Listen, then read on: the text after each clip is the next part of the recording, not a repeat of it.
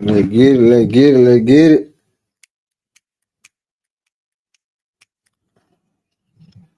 A lot don't work.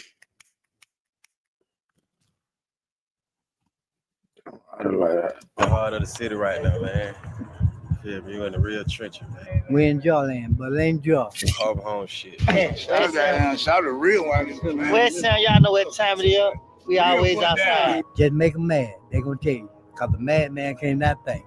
Yeah, he almost broke my jaw. Can't let him get away. And when you got purpose, listen, man, you moving different than everybody else. Bro, we beat him. Paul hit that nigga so hard. Hey, I heard him in my death here. You ain't got damn built for this shit, man. Stay out the street, man. Stay They on the hit him so hard. One way in, one way out. You got no business down here. Bring your monkey ass down here. Motherfucker shoot him up through there. Shot through there. Hit my truck 9 times. Hit me once. Y'all watching Heart of the City.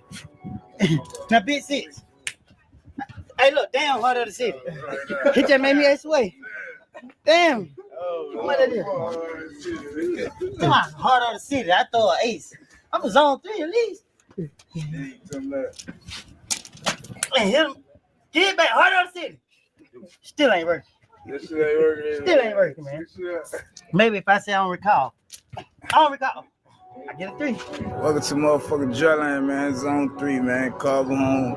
Some here, the home of the motherfucking head buster, man. Drug dealers, weed spitters, all the above, man. You know. We in Jawland, but it ain't Jaw. The heart of the city right now, man.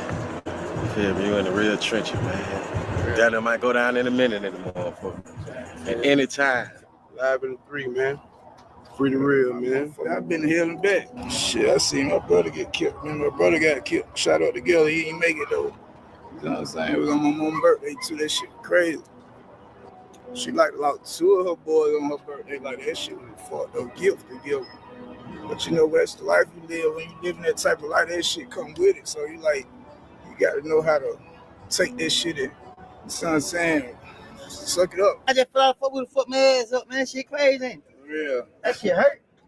You stay on that bike, but you don't kill them motherfuckers. Man, love it. Well, I don't mess up my feet and everything. Yeah, you do that, man.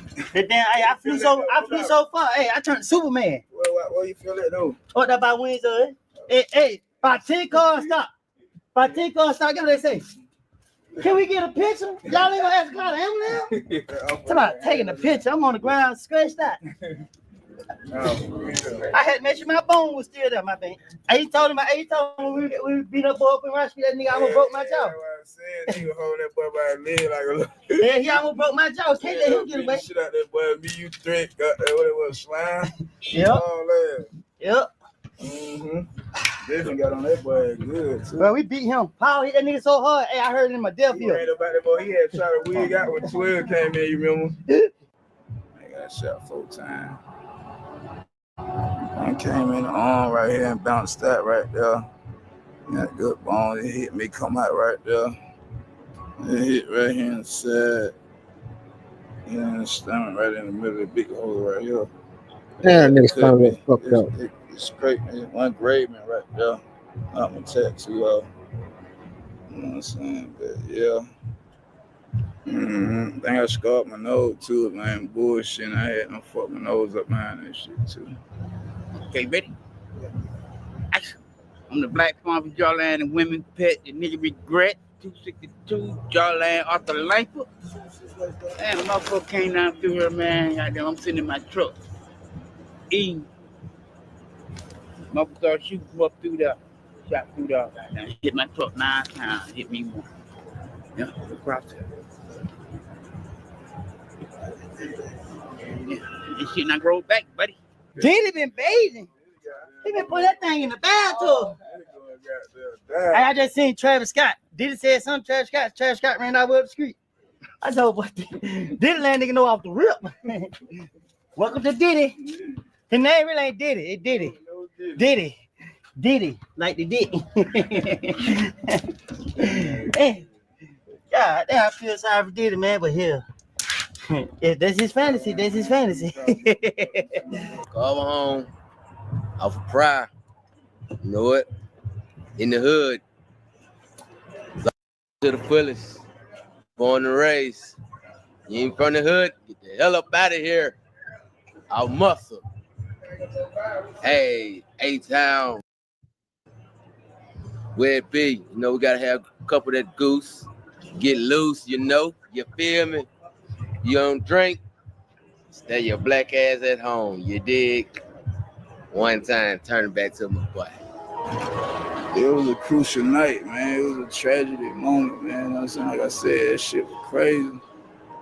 That shit scarred me for real, you know what I'm saying? Like, 'cause I ain't never in my life think some shit like that got down happening to a nigga like me, you know what I'm saying? Out of all the shit I done pulled off on niggas, you know what I'm saying? I mean, nigga, I done stepped on or took down, however you want to look at it, man. But this shit happened, man. It ain't no fun when the rapper got the gun, though. I was in the coma for like down there probably like 2 months. Like, I ain't even really get a chance to see my brother got down leave, you know what I'm saying? Last thing I had remember me and him fighting for life, I seen him bleeding out. So that fuck around finally did wake up and came out the coma. They ended up moving me to like a regular flow integrated at the trauma unit to out the ICU floor into a regular flow. So I ended up having access to my my electronic device, like my fucking iPhone. I see the TV and shit. So now all this shit going viral about me and my brother getting killed. It's a lot of rest in peace to get well. I see halos over my brother's head and I fuck around to see it. So the moment like shit, I got some news to tell you. Cause I see everybody. I see Young Joe, I see Pee Wee, Longway Lee, Spud, I see goddamn, man, everybody come down to visit me, man. Goddamn, I got shot, but I ain't see my brother, so I kept asking like, what the hell my brother at, man? I couldn't really talk, so I was writing shit on a piece of paper, you know what I'm saying?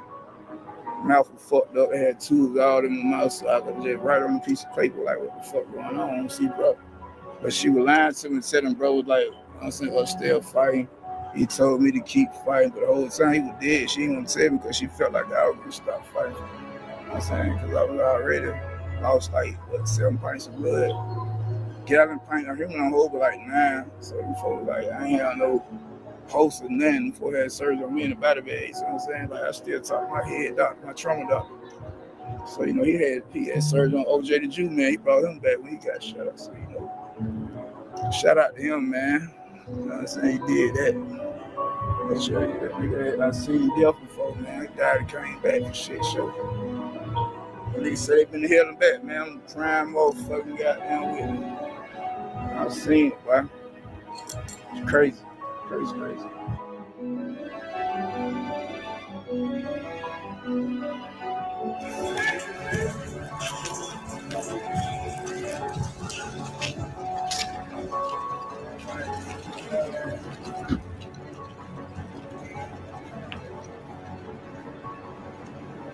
We fake gambling. We ain't gambling for real. Hey, good.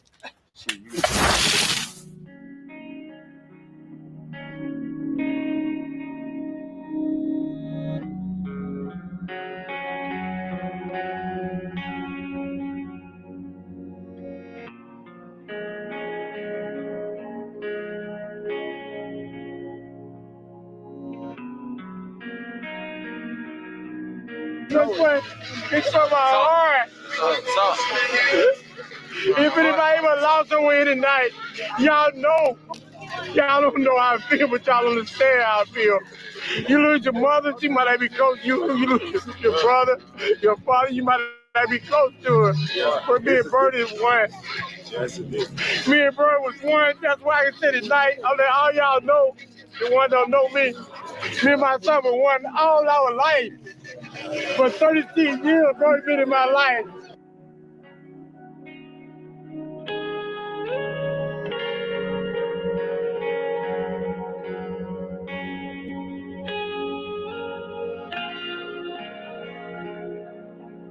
I got some people here that know that. I got some of these people out here that know. They see Bird, they see me. They see Bird see me as a little boy growing up. Right here on this same street. I watch this street with Bird. I just come and get him. I said, Bird, let's go home, boy. Yeah. Go to school, boy. Yeah. Go to school, okay, Dad. He be right back right here. Come and get his ass again. He was right here, too. I just kicked around that street. But that's just the point I'm getting to, y'all. I've been there for my kids all day life. Yeah, I'm a good dad. I'm a good father. I'm a father, a dad, a best friend, an aunt. What do you want to call me? What do you want to call me? I'm dad. I'm dad. That's why we got the You can say anything in the world. I'm dad. Because people put words. People put words for things. White man. Go ahead. White man making words. They make words. Guess what? From the east, man. Real Help, East Side, County Road, East Side. Thank y'all for putting up with me. Let's do this, man. Everybody, let's go have fun, man. It's a celebration. It's a celebration.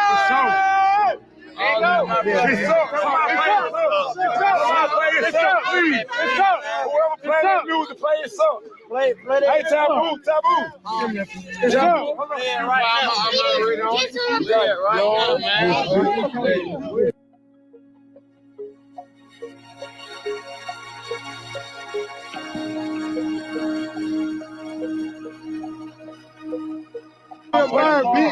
Love my brother, man. Love my brother, man. Tell him, man.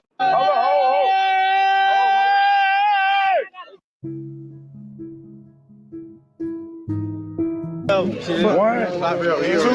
2, 3, 5.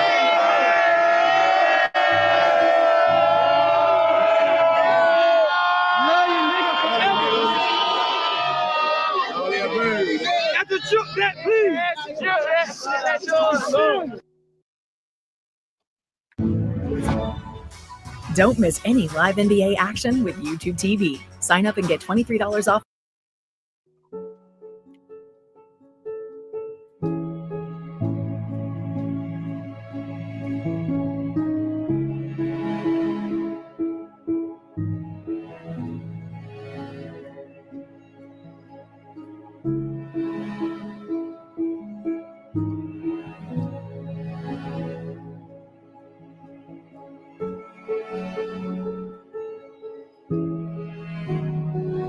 Shit, man, long little bird, man. Feeling, You know what I'm saying? What the fuck, poppin', man? You got a logo for your channel and shit?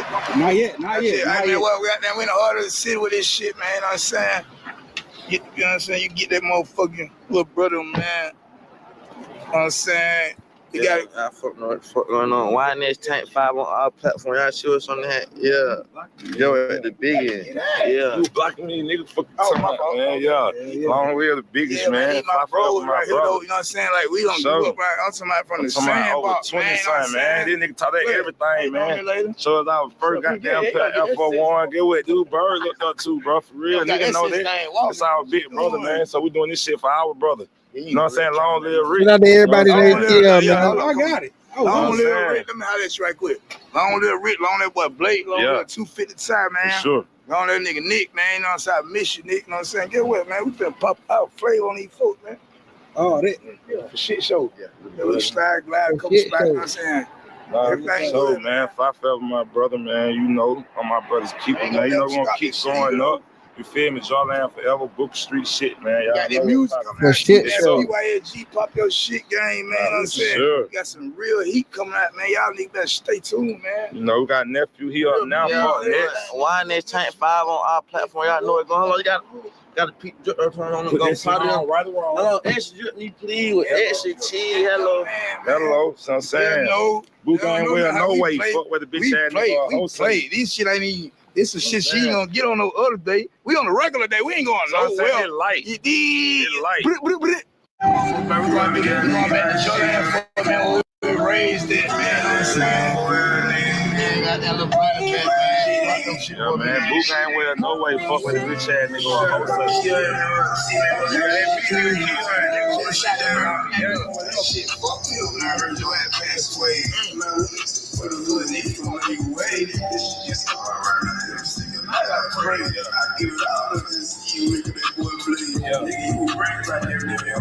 Got you what, Jake? You know, hold you down, nigga. Long little bird, fell, long little Rick, man. Long little Dick, long little Ty, long little Blake, long little Twan, man. We in the motherfucking Booker Street shit, man. Booker Street shit, you did what I'm trying to tell you. We made the hood. We made the hood what it is. That shit on there, man. Joyland, man. Booker Street. Everybody got this. It's like a traditions on 342. That's the bus. Joyland shit, man. Just started this shit. Just had it first. I ain't gonna count. No. And look, bro, I always one thing about it. All me and my brother Bun be the same. And man, his Bun really, man, my Bun really better than me and my real family shit, man. On some real nigga shit, man. I'm gonna put y'all down. I got my first tattoo because of this nigga. My same. We got the same tat. M.O.B. Because of this nigga, bro. That was his first tat, my first tat. It's on God. Showing this shit. That's on God. Ain't capping you, nigga. Mine shot up right now. I got my first tat. You know, that's my little brother. We got that do shit together. I ain't no capping out rap. I'm putting down. No, sirree. I'm gonna shout his fly while he here. For real. Shout out to my nigga try to get you when you dead. They can't do nothing with him, man. Give me a rose while you can smell him. They can't do nothing with it while you dead. But let him die too. For real, then everybody gonna be like, oh, just they with this type of person. And get what? Let me pop some more shit. Like, man, listen, man, I've been to every side of the town, every city, man. I've been on Boulevard, I've been on Washington Road, nigga. I've been in goddamn, man, even the east side, west side. South side. Done beat niggas up on every side too. When a nigga pipe terrorize, no cap, no nigga been to this shit everywhere. Yeah. There's a candidate right here, man. Like, everywhere would come from, man. You know what I'm saying? There was a lot of here to come from, though. I ain't gonna cap it down, though. I love my boy Noonan right here, man. Recipe Long Little Noonan, man. Sure. That big great little brother, man. Man, my boy got done did so much shit. Nah, for sure. Them niggas, they did the street, too. I got so many people I forget, so don't even get mad if I forget you, man. You know what I'm saying? Don't let people. I got your back, yeah. I'm gonna try to add. Sure, handle your business. That's my brother. Handle your business. Nah, cause he got them back before, you know what I'm saying? Yeah, for sure. He hit that back there with them too. I call Joe, I'm trying to get Joe number right quick so I can pull up. All right. Hell yeah, man. We got no, I ain't even from Joyland, but it's from the 3 to the east. You know, we got G Block. Wait, what is Joyland? Talk to him. What's that? Joyland is, I'm saying, the heart of the city. Yeah. That's Zone 3, you know what I'm saying? Booker Street, you know what I'm saying? Arthur Langford, whatever you want to call it. You feel me? Nigga just been left out, nigga ain't getting any recognition, man. Joyland really legendary. Joyland Carver really one of the motherfuckers that started everything. He cut to the hood to gamble. Cut to that motherfucker to play ball, shoot dice, everything, man. Somebody shoot, get money, lose money, all type of shit at the hood, man. They don't want to give a nigga his flowers, so we really gonna pipe this shit up. So I'm saying, like, I look rough right now, so I can't get right because I got so many brothers on died, so I don't even give a fuck. I look like nothing, man. Documentary. Yeah, man, you know, but you know, it's like Joyland really legendary, bro. Like, you can look it up. Go look it up on YouTube, whatever. It's like a news, you know what I'm saying? Like, little documentary. Yeah, it was amusement park. Yes. So back when it was like, I forgot which war it was, don't fucking wrong, but it was a big war. And Joyland is independent because the black folks fought for the independence to be able to stay, you know what I'm saying, to keep all the house. That's why they haven't tore Joyland down. They tore a lot of hoods down, but Joyland apartment still standing because we fought for our independence. Like, they were getting guns from Augusta and Macon and stuff. I forgot which, it was like a general in a big war, and Joyland fought during the war to keep the independence. That's why Joyland gonna live forever. That's why they can't tear it down. The hood legendary. It ain't going nowhere, but it's really a part of history. Like, it was an amusement part. That's why they call it Joyland. And it sounds like sweet about the hood. So nigga here, Joyland, they don't know, they be like Joyland, but when you really know, if you know you from the city, Joyland is one of the biggest traps. You got the, I'm talking about legendary, biggest dice game. Yeah, everybody shoot dice, but everybody done came to Joyland. If you ain't came to Joyland and shot dice in Joyland, you ain't really been in no real dice game. Everybody know wherever you, I'm telling you, motherfucking block with it. You ain't been in Joyland, Booker Street and shot dice. You ain't really been in no real dice game. You can really come up there with $200, leave with $2 million. Tell him $1 million now. Nigga, you ain't go to Booker Street and Joyland, nigga. You ain't shooting no dice, nigga. You ain't no real street nigga, nigga. You know what I'm saying? Be on our block shooting dice. Even now, everybody come back to Joyland shooting video because our hood legendary. It's full of love, you know, because it's mostly families in Joyland, you know. And then you got Booker Street, that's the main block. But we got a lot of families in Joyland, you know. It's full of love because there's a lot of older people. But Booker Street is the main block, you know. My house was on Upshaw. We always in the hood. I'm about to move back. Though my brother said I'm really gonna do that for him because my brother gone. I know what he wanted. We been trying to get a house, you know what I'm saying, in the hood. So. You know what I'm saying? That's the goal. I probably get the house we live in because I be having so many memories and dreams. So that's the goal. I'm gonna buy some recent. I don't care what it is. I'm telling you, cause my brother love the hood. One thing, y'all fuck them. Y'all ain't, mom, see, y'all fuck ain't never been no spot. I'm telling you, I'm a young nigga, 16. Whole walk around, butt naked, script pole in the living room. In Joyland. I'm 15 years old, 16. My uncle been had me outside, so I was young. Over there, that boy Robert Lee. Shout out Robert Lee. Yeah, I'm 18 now, but this shit was going on since I was young. I'm bro. But yeah, man, we got that my brother, man. You know what I'm saying? In shop and got them popping flag, get the cars and shit, man.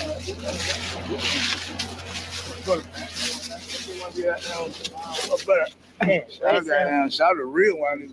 West Sound, y'all know what time it is. We always outside. Get your ass Woody. There you go. Get my man over there. Yeah. That's it, right? We always outside. Nigga know how we slide. Get some of that right there. That the motherfucker, man. That's go with my mama work there. OPL got that. You walk that young nigga to that school. Go with my mama work there too. She telling me Jackie. Shout out Miss Jackie, man. That mom do. Shout out Miss Sam. Look, man. Hey man, shout out motherfucker Miss Jackie, man. Shout out Miss Sam, mom. Shout out that, man. Love you, mom. Shout out to L, man. Shout out that goddamn boy, goddamn everybody, man. Shout out to Goat, man. I ain't off the word for real. You can get a little better. Shout out to the Goat, man. That's my daddy's show. You know what I'm saying? He called him the Goat for greatest all time. But shit. But we shot on my car. They the one been here for it. That's the reason we still here living. We living through them. We living for them. Shit we didn't know. You feel me? Like we living for them, bro. We ain't had them. Ain't no telling where we'll be, bro. We living for them. Them So folks brother, need us. do it, man. We living for them and the brother do it, man. Yeah, they living through it. We living for them. Oh, when was that? Yeah, the winners over there, Rashad. Hey, you know Rashad? What's his name? Rashad.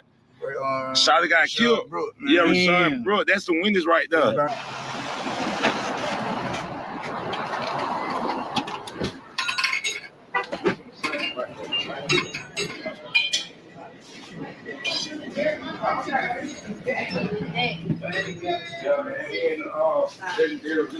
Saying we got now, you feel me? This love. All American, Shout out All American, ask about it. All American liquor store, this shit legendary. Oh no, we got this other documentary coming out, man. Wood, I just want to get some of you on there so you go viral with me. Get them on, they're my baby. Oh, man, my boy. That crown. That's it, that's why we go. Get my baby on, my bad. You ain't got no good. Let me get out. Yeah. All right, appreciate it. That boy flexing right there. That boy flexing good, I see. Oh, my. Oh, I done broke my ball. I need another one. I need a free ball. No, your thing did it. You did. No, this. Appreciate that. You know, so you got the pack weed, motherfucker. That was that. Man, shit already come packed. You can't open it. You feel me? They put it, you know what I'm saying? You got the Turks. Cause I know you said difference between rapper weed. That's like the old lingo. Like, niggas say I got rapper weed, but we used to say that now, say it's pack weed. That's the difference. Niggas want pack weed, it's like $3-5. Yeah, so that's the way right now. That's what everybody wants. But it's all about packaging, you know what I'm saying? So you can get some weed and put it in the pack. That's the difference. That's why pack weed already come, you know what I'm saying, pack. So they can't put anything in the bag. That's why. That's the way right now. Cause you know you getting a real one, you feel me? You know you getting what's in that pack. So that's why it's pack weed right now. They might ask you for some pack weed. Yeah, little brother, man. On little Chillin' Bird, on little Rick, on little Black, man, on little Ty, man. You know what I'm saying? On little Nick, on little Swan, we in the building, man. Chillin', we turning the spot, man. Pyro. You know, we got Carver Hall, High Point, Lakewood, Albert Heights, you know, all this shit right here. Get them pointers one time. Make sure you really get them pointers, man. I'm the real pointer. Pointers? What's the pointer? What's that? Man, you see him. You touch it, West Down, check it out. Real point. West Down, corners. Corners, you know what I'm saying? What time might be a little bit ball around that bit. We pointing. That mean we scoring. That mean we scoring. You know, you got 10 pointers, 20 pointers, 30 pointers. Get some in right quick, bro. Get some in. Legendary shit. Man. Let me turn it. You see how you turn it. Get all that car shit, man. We in the real trench. That's what we do, man. Know them niggas be flogging.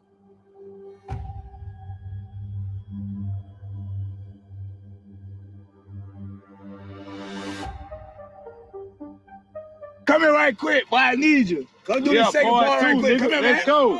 Part 2. I can't come say one thing. Nigga, light the grill up. I'm glad he light the grill up. Light the grill up, nigga. You gotta do that one thing. Go on back in the house, man. Light the grill up. Hurry up. Hell yeah, ugly ass nigga. You ain't gotta do number one thing, man. Ugly ass nigga. Go ahead, y'all get that. Yeah, go ahead. HoneyBook completely changed how I do business.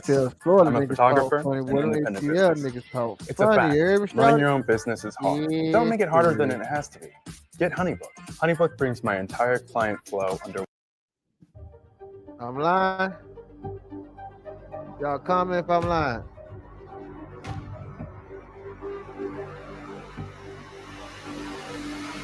Yes, sir.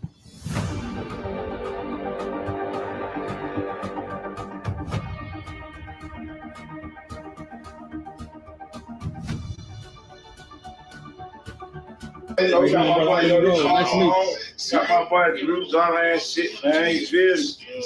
Yeah, man, y'all pop y'all shit. Hey, you know, I ain't good at this shit. He's in the chat right now. Shout out to Hood. Well, yeah, though, man. What's up, though, man? This shit just the pole line. Oh, yeah. This y'all boy, yo, you been keeping we lit with the party. Yeah, we had a whole goddamn out here. Yo, got it. Right now, you been keeping the hood going. Shout out to that boy. He called my home, but called home Dryland one. We shit together, Lakewood, Elm Height, all that shit. Got my boy Drew. They one of the first people taught that how to rap. He used to rap my brother Dryland Bird. All that. All Drew that. one of the first niggas showed my brother how to rap, showed him how to rap on the tape cassette, all that shit. Shout the real goddamn day one, so we was little, like 8 years, over 20 years, bro. They one of them niggas. I ain't know they were here. This shit just God. We going out the spirit. We just moving around. This ain't playing, but it's family right here. Yeah, man, them boys just moving around. You feel me? Cool, nigga. Oh, you know, for sure. Been the corners. Little Bird, man. We love you, man. We miss you, man. Straight up. Give me like one positive memory you got about. I got a lot of memories, but my favorite one when you playing football, we were little. Bird and never go to practice. Bird run through the what street. was going on out there. Soon they took the ball to touchdown. So that was my favorite memory. You know what I'm saying? Long live Bird, man. It's up. What are your favorite memories about? Shit, it's a lot of them. Like they really like kind of like the main one though. Like we was on the Everybody got the game tune and in, showed man, that on motherfucker Twitch through and there. YouTube. Make sure y'all follow, like, comment, subscribe. Follow, like, He comment, love rapping, but subscribe. he didn't love sport. Bird, Yeah, I'm still on, but he didn't watch I sport. I'm going to My sleep brother, tonight. but he was naturally good in sport, bro. He never went to practice. Like Drew said, he never. Bro, this my. I might be up all night streaming on here on YouTube and Twitch and Call of Duty. Let's get it. My brother, since we were born together, never split up. That man was Comment, like, subscribe. Comment, like, subscribe, and follow me on Twitch. never practiced. Drew, him, Tyre, they asked if they want to play football. We never played football. They said we got to play on the line, call home. Bird, we play on the line, but Bird went to Price Millers. Shawty got one play. He was mad. Halftime, we was like, Bird, why you ain't getting in the game? Me and my partner Simeon, Bird was like, he didn't want to talk to it. Shawty came in second half. They gave him to him, getting the ball one time. He ran 80 yards from the guard. And after that, he started like that's how he got his name in football. One play, bro, 80 yards. He ran out of bounds. They said when no touchdown, they were hanging. But my brother did. Real Jordan, man. What's up, Jesse? Let me see, you lost your tooth. How you do that, Sean? It's real life shit what I do every day, man. Cheering. I was eating something and I felt something hard. Hey, man, let me go see the bathroom. Go in the bathroom right quick. Go in mom's bathroom. Show the folk the bathroom. Show the bathroom how we living for real. Go in the bathroom, son. Show me everything around that motherfucker. What's going on, man? TVs and shit. Go to the tub. Let me see what the TV. That boy has a My mama way, house. my way. You know what I'm saying? It was my like drip style, man. Everywhere we bum, man. Sure living good. We all paid, living rich, man. Shit. All right, son. I just want to pop that one time. PYSG, man. Let me see what you got. Let me see what popping in. Show daddy what you got. Show me something. Pop that shit for daddy. Show the bed. Let me see the bed. Let me see all that the shit, you know. Hey, come on, man. We got Versace, designer, everything around my way, man. How we live every day, man. You know what I'm saying? Nigga really have this shit long way style, man. We live like real rappers, man. They stay damn around my way, man. They got TVs that's about a tour, dog. 60, 70 inch flat, you did. I ain't gonna show no more. We good. I love y'all, okay? All right. All right. What's that?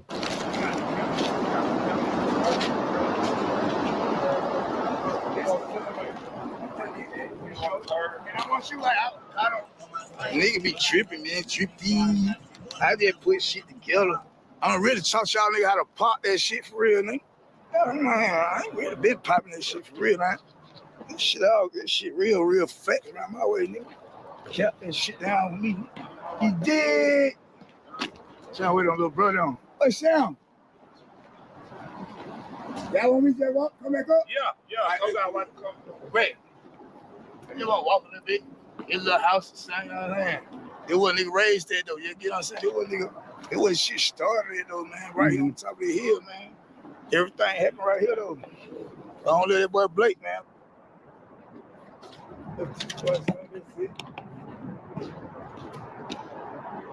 That's it. Man. That wasn't nigga raised there, though, man. Everything smooth right here, man. Got nigga park this right here, man.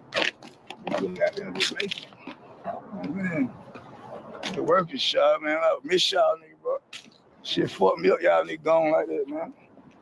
I don't even know how to goddamn, you know what I'm saying? I don't even know how to cope no more, shop. Man, I got a little wall wound still. Fucked me up real bad about y'all, nigga, man. Man. But we gonna make it, though. Like, I be tuning into that motherfucker. how do you generally feel, though? Are you, like, disconnected a little bit? Or are you feeling a whole lot of stuff? I'm discombobulated right now. Like, I can't even function sometimes. Like, you see how I look?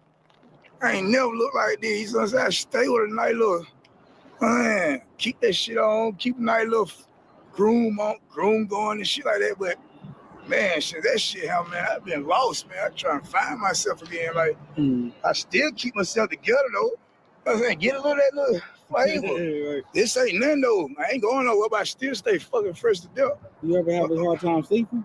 Man, I don't sleep. I ain't been asleep probably goddamn 72 hours now, bro. I try and find some shit make me go down. Ain't nothing making me go down. Lean, sand, weed. You been feeling like grief lately? Griefing like a motherfucker. I don't think I grieve no more. Like, I don't know, something in the motherfucker. I don't think I can shed no more tear, bit dog. You know what I'm saying? That shit goddamn. Now all I have to do is just wait on the next goddamn person to call my phone and say. Do you usually like cry by yourself, or you like try to do it with others? Sometimes I like to cry by myself, but sometimes that shit be so hard to hold in. That shit just be like, it depends on the fucking, you know what I'm saying, the moment and how you feeling for real. Like, cause certain shit should bring back memory. Like, you see certain shit you and bro been doing a lot, and it got that kind of be like, damn, he doing on you, so you got to be like, that shit crazy. Yeah, but now I don't too much cry from people. Like, it's okay to cry. You know what I'm saying? Because that's a real brother. That's real love. If you don't cry, sometimes I don't mean you got that and kill, but sometimes shit, I don't give a fuck showing I kill, because I kill. You know what I'm saying? Let's walk up here for a minute. Make sure you get the ugly house right here. I want you to get the other house. They come on in the front of Joanne. When they first come on in front of my documentary. That shit like 300,000 views up right now. Man, Woo. Get all that. Got some of that. Get some of that right there. That we do on the block. Get some man keys on the bed. Free bird, man. Long little bird, man. Fuck with somebody. We free now, goddamn. Yeah, sure. Man. Free as a motherfucker. Free. Hey, man, right here for that win. They out here with us. For sure, them our brother. They with us, bro. Feel me? Hey, look. I want you to get that house right there and come on in front of the Opportunity right there. Opportunity. No, yeah, the house, they come on in front of the. Let me show you. He come on in front of the video. They one right here. You know what I'm talking about? The one coming on with the shake here. You got some, little bro? Yeah. All right, here we come. All right. Put your car in front of it and shit. Just show a little shit, man. I'm gonna take you right here on the porch too, like on Wild War. Man, keep all that going, man. This little nigga right here will trap out this bitch all night, all day right here. You want to try to tell you? They got them play the motherfucker right here, right? Like, it's like. Damn, what happened to the camera? I'm saying, like, it been nice nigga on that motherfucker all night. My hugging that motherfucker. You see what I'm saying? Like, nigga had to hug that motherfucker right here. Cause nigga wasn't gonna eat it for nigga that hug that motherfucker. You did. So long live Hammer, man. Long live motherfucker. God damn, everybody done died at the end of them motherfucker, man. But you know what I'm saying? But listen, man, we gonna make this shit pop, man. Shout out Wooly, man. You know what I'm saying? Man, Wooly done been through a lot of shit too, man. And Wooly been holding that shit down. Just coming on the fuck what they say about little brother. I mean, little brother trying to change the game, man. You know what I'm saying? Poppy, PYSG, man. Here you go.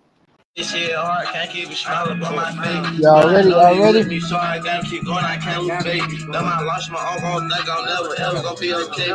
When this shit hurt my heart, I wasn't ready for this day. In my heart, They trying to get me sick. Man, I swear this shit hard, can't keep it smiling. They trying to get me banned again.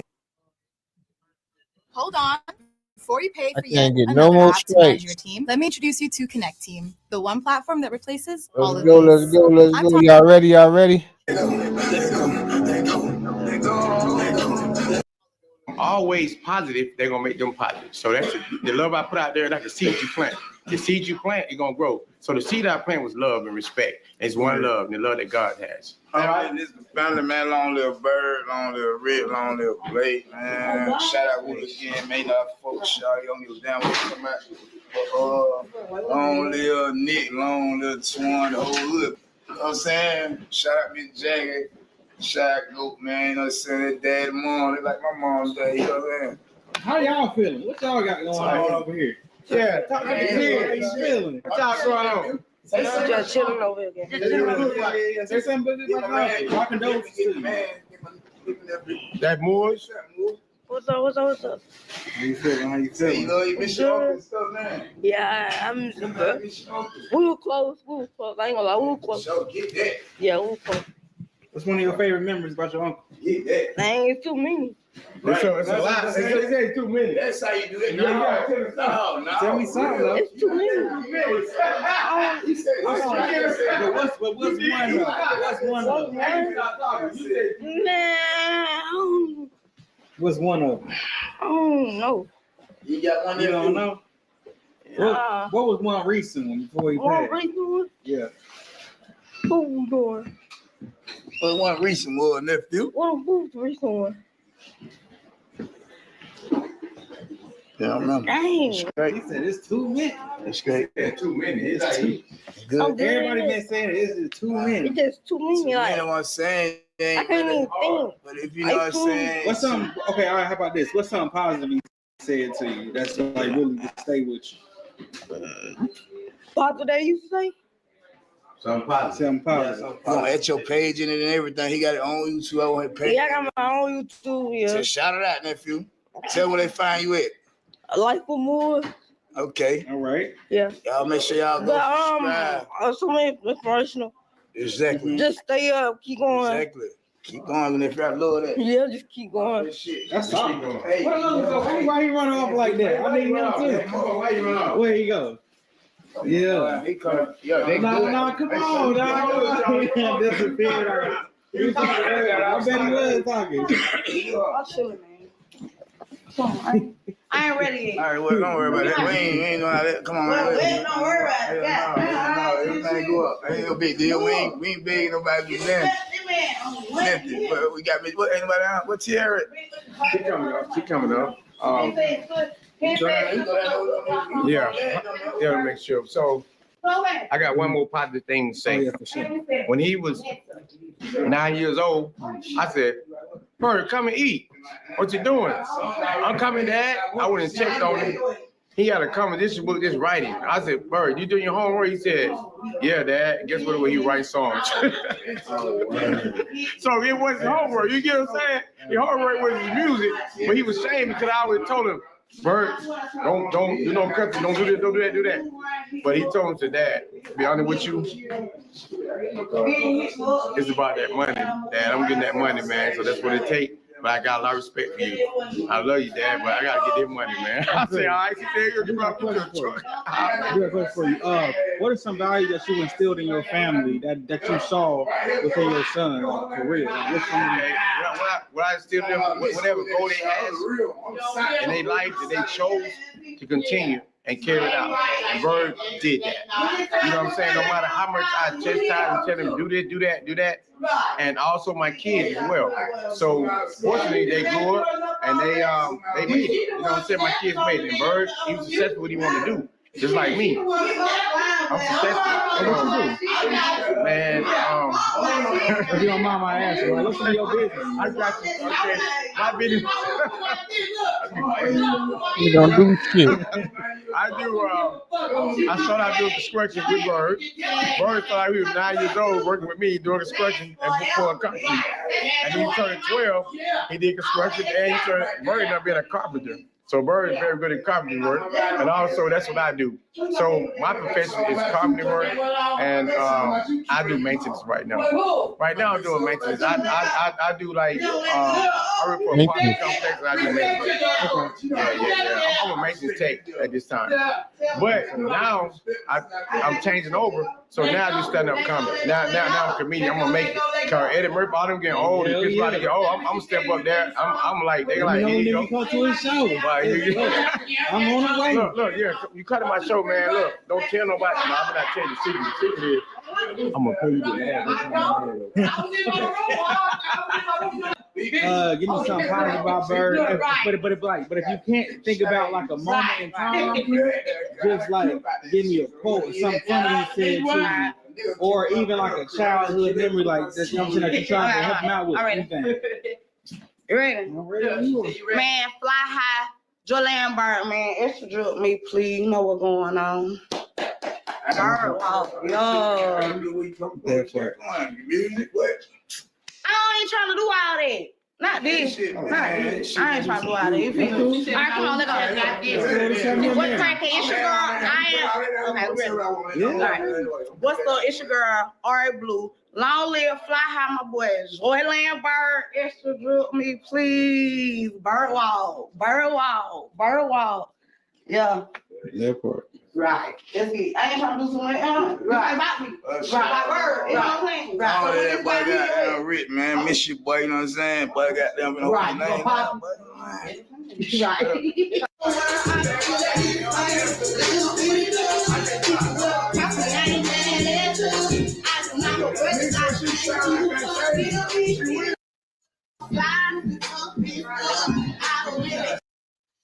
Hey, whatever she listening to.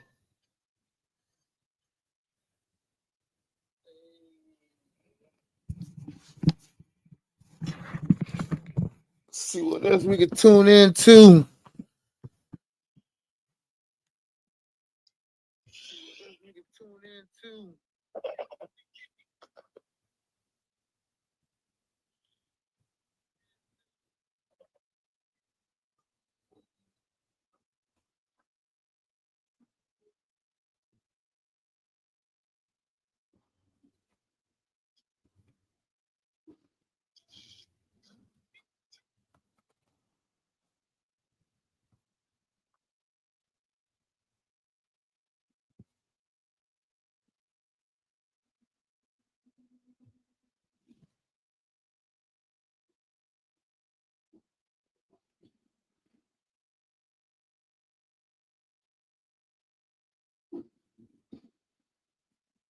I want a burger. I want some pizza. I want a milkshake.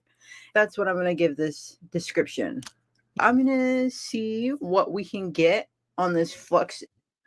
On May the 4th, 2015, a relatively unknown rapper by the name of Rallo releases a song with rap superstar Future called Can't Lie. Getting a verse from one of the biggest rappers in the game is no easy feat, but when you're the biggest drug dealer this side of Atlanta, you can buy pretty much anything you want. In fact, Rallo was one of the biggest dope slingers the city had ever seen since Big Meech and the Black Mafia family, or BMF, terrorized the streets of Atlanta in the early noughties. And Rallo's dope dealing turf, where he would make his millions, would be a rundown drug-infested block called The Bluff. Now, The Bluff has been described in numerous... Welcome to Atlanta, Georgia, one of the fastest growing, most glamorous and popular cities in America today. If you've ever been here, you know that it's a vibrant city with new apartments and condos being built everywhere you look. However, Atlanta was not always this way. In fact, in the 1980s, it had a truly awful reputation. Violence, third world poverty, and overall dysfunction were the overarching themes of the city. It was considered just another poor southern city like New Orleans, Memphis, or Baton Rouge. But then in the 1990s, it began to take a turn for the better. With companies like UPS, Chick-fil-A, and Home Depot moving to the area, thousands of jobs became available. And as a result, thousands of people began moving to Atlanta from all over the country. Los Angeles, Shout out to Detroit, New everybody York, on and most Twitch. importantly, Got me locked Chicago in. were the Make sure big y'all cities for comment, net follow me, migration. comment But and because follow me. Atlanta Let me know what's proper had going such a on. bad Let me know if reputation, y'all many enjoyed of this the video. families settled in the surrounding suburbs. They sold their small houses in Compton or Chicago and were able to buy big two-story homes in the Atlanta metro. Obviously, this is a great thing, but it wasn't perfect for everyone. As many of these families improved their environment, sadly, some of their young sons kept the mentality from back home. For example, if you were a rolling 60 back in LA, you are now a rolling 60 in the Atlanta suburbs. But instead of claiming a certain territory, membership was spread all over the metro area. I use the 60s as an example, but this applies to pretty much any gang in America. You name one, and they probably moved to Atlanta during the 1990s and 2000s. And in this video, we focus on one of the largest and most dangerous in all of America. This would be the Gangster Disciples, also known as the GDs. If you're unfamiliar, the Gangster Disciples were started by David Barksdale and Larry Hoover in Chicago in 1968. They were designed to resemble the Italian Mafia, and especially in the way they're structured. I mean, they literally copied the Mafia bar for bar. Man, we can't have nothing. Shout out to everybody on YouTube. Got me Explain locked how they're in. Make sure structured. y'all The like, GDs are comment, led by a subscribe, like, national comment, leader who they subscribe. call the Let's go. chairman. The chairman oversees everything across America and calls shots when he has to. But as they expanded, one man could no longer oversee everything, and that's when they implemented regional leaders. So each region has their own leader who they call the governor. The governor oversees his state and makes decisions for all of his members. But he doesn't do this alone. In fact, he has two very important people by his side. First, you have the treasurer, the man responsible for collecting debts from his local members and forking it up to the national leaders. Then you have the chief enforcer, the man responsible for keeping members in line and making sure they're sticking to the codes. So just like the mafia, when a member is out of line, the chief enforcer puts a green light on their head and the other members are forced to pounce. This right here is a very important part of the story, as the chief enforcer can put a green light on literally anyone he wants. So if he asks you to make him a sandwich and you don't, you're out of here. So long story short, the chief enforcer is the man you do not want to piss off. Well, now that you understand the structure, let me introduce you to the governor for the state of Georgia. When the Gangster Disciples arrived in Georgia, they chose a very reputed member to become the governor. This would be a man named Alonzo Walton, also known as Spike G. Alonzo was raised in the rough streets of Southside Chicago, particularly the corner of 72nd and Stony. There, he became known as a reputed GD who was known for putting in work. He was him! Somehow, though, he made it out of the streets alive and moved to Georgia in 2004. At 34 years old, most people would want to leave the streets behind, but not Alonzo Walton. He continued to live the life of a gangster disciple, even in his new city of Atlanta.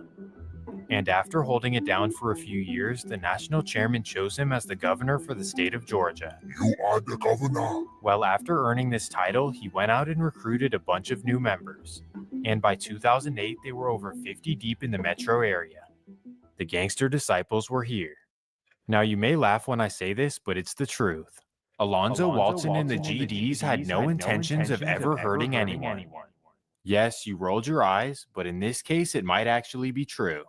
Most of these members were originally from Chicago, so they didn't see these Atlanta suburbs as anything threatening. Instead, their mission was to stay low-key and run up millions with all of their brothers. So for 3 years, the GDs ran it up in every single illicit way you can imagine. This included swiping, moving weight, and last resort was hitting licks. Give me that! Then after members would get their money, they would run it back to Alonzo's safe house in South Atlanta. This is where the GD members met up, discussed business, and laid low when things got hot. Well, everything went smoothly for the first few years, as no members were arrested and there were definitely no violent encounters.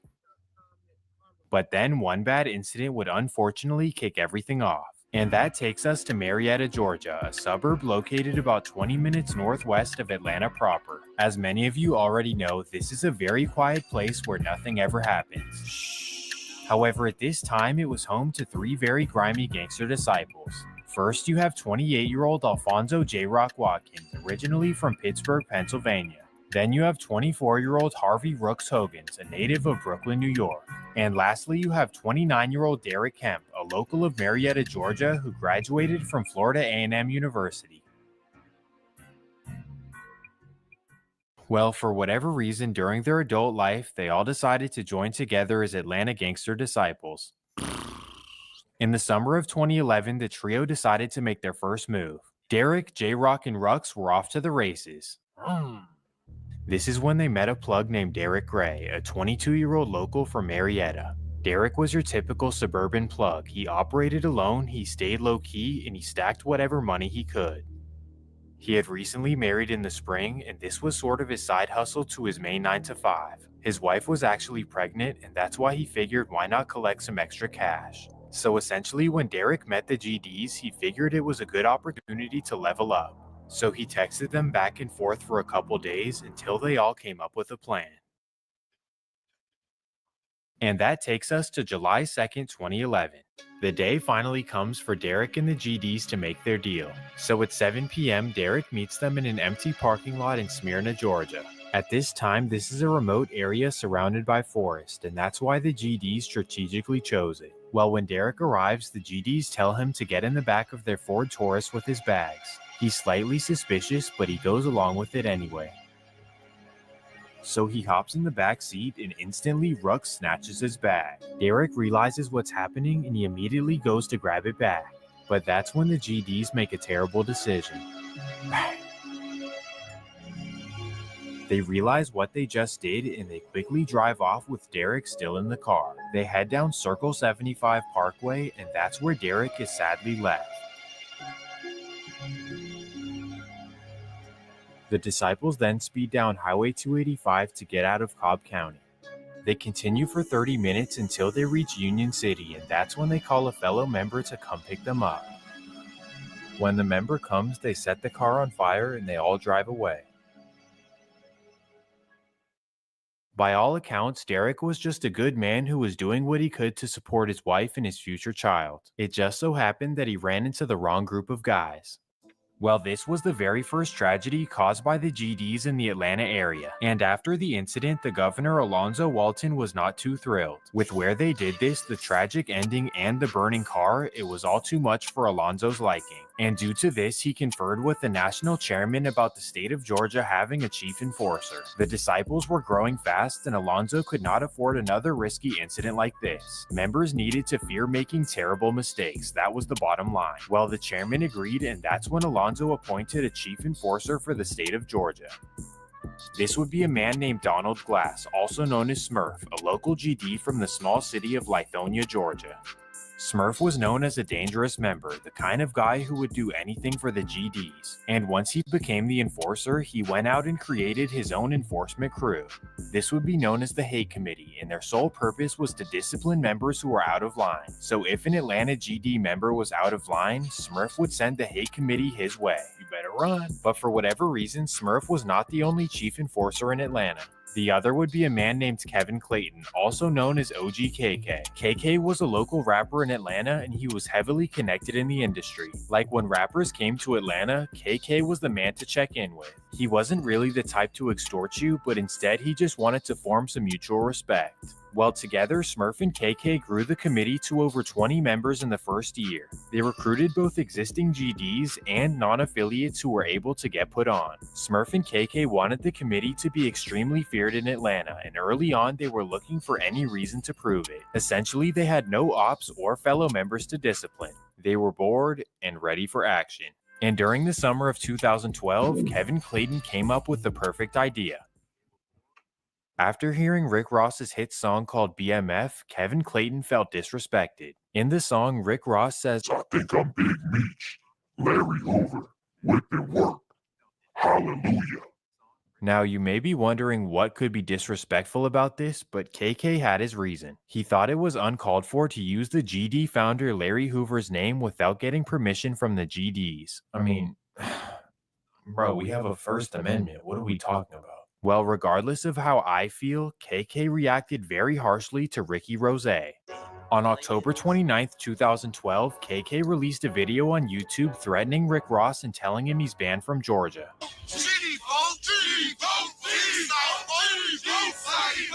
This straight at Rick Ross, the whole Maybach music is real talk. Look, first of all, let me get it straight.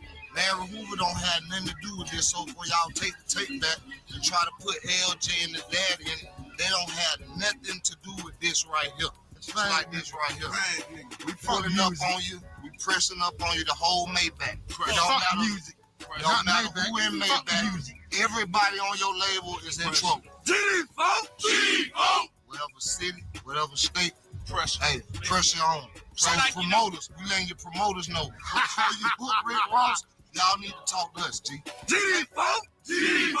It ain't going down. Pressure. You see what I'm saying? You see that right here?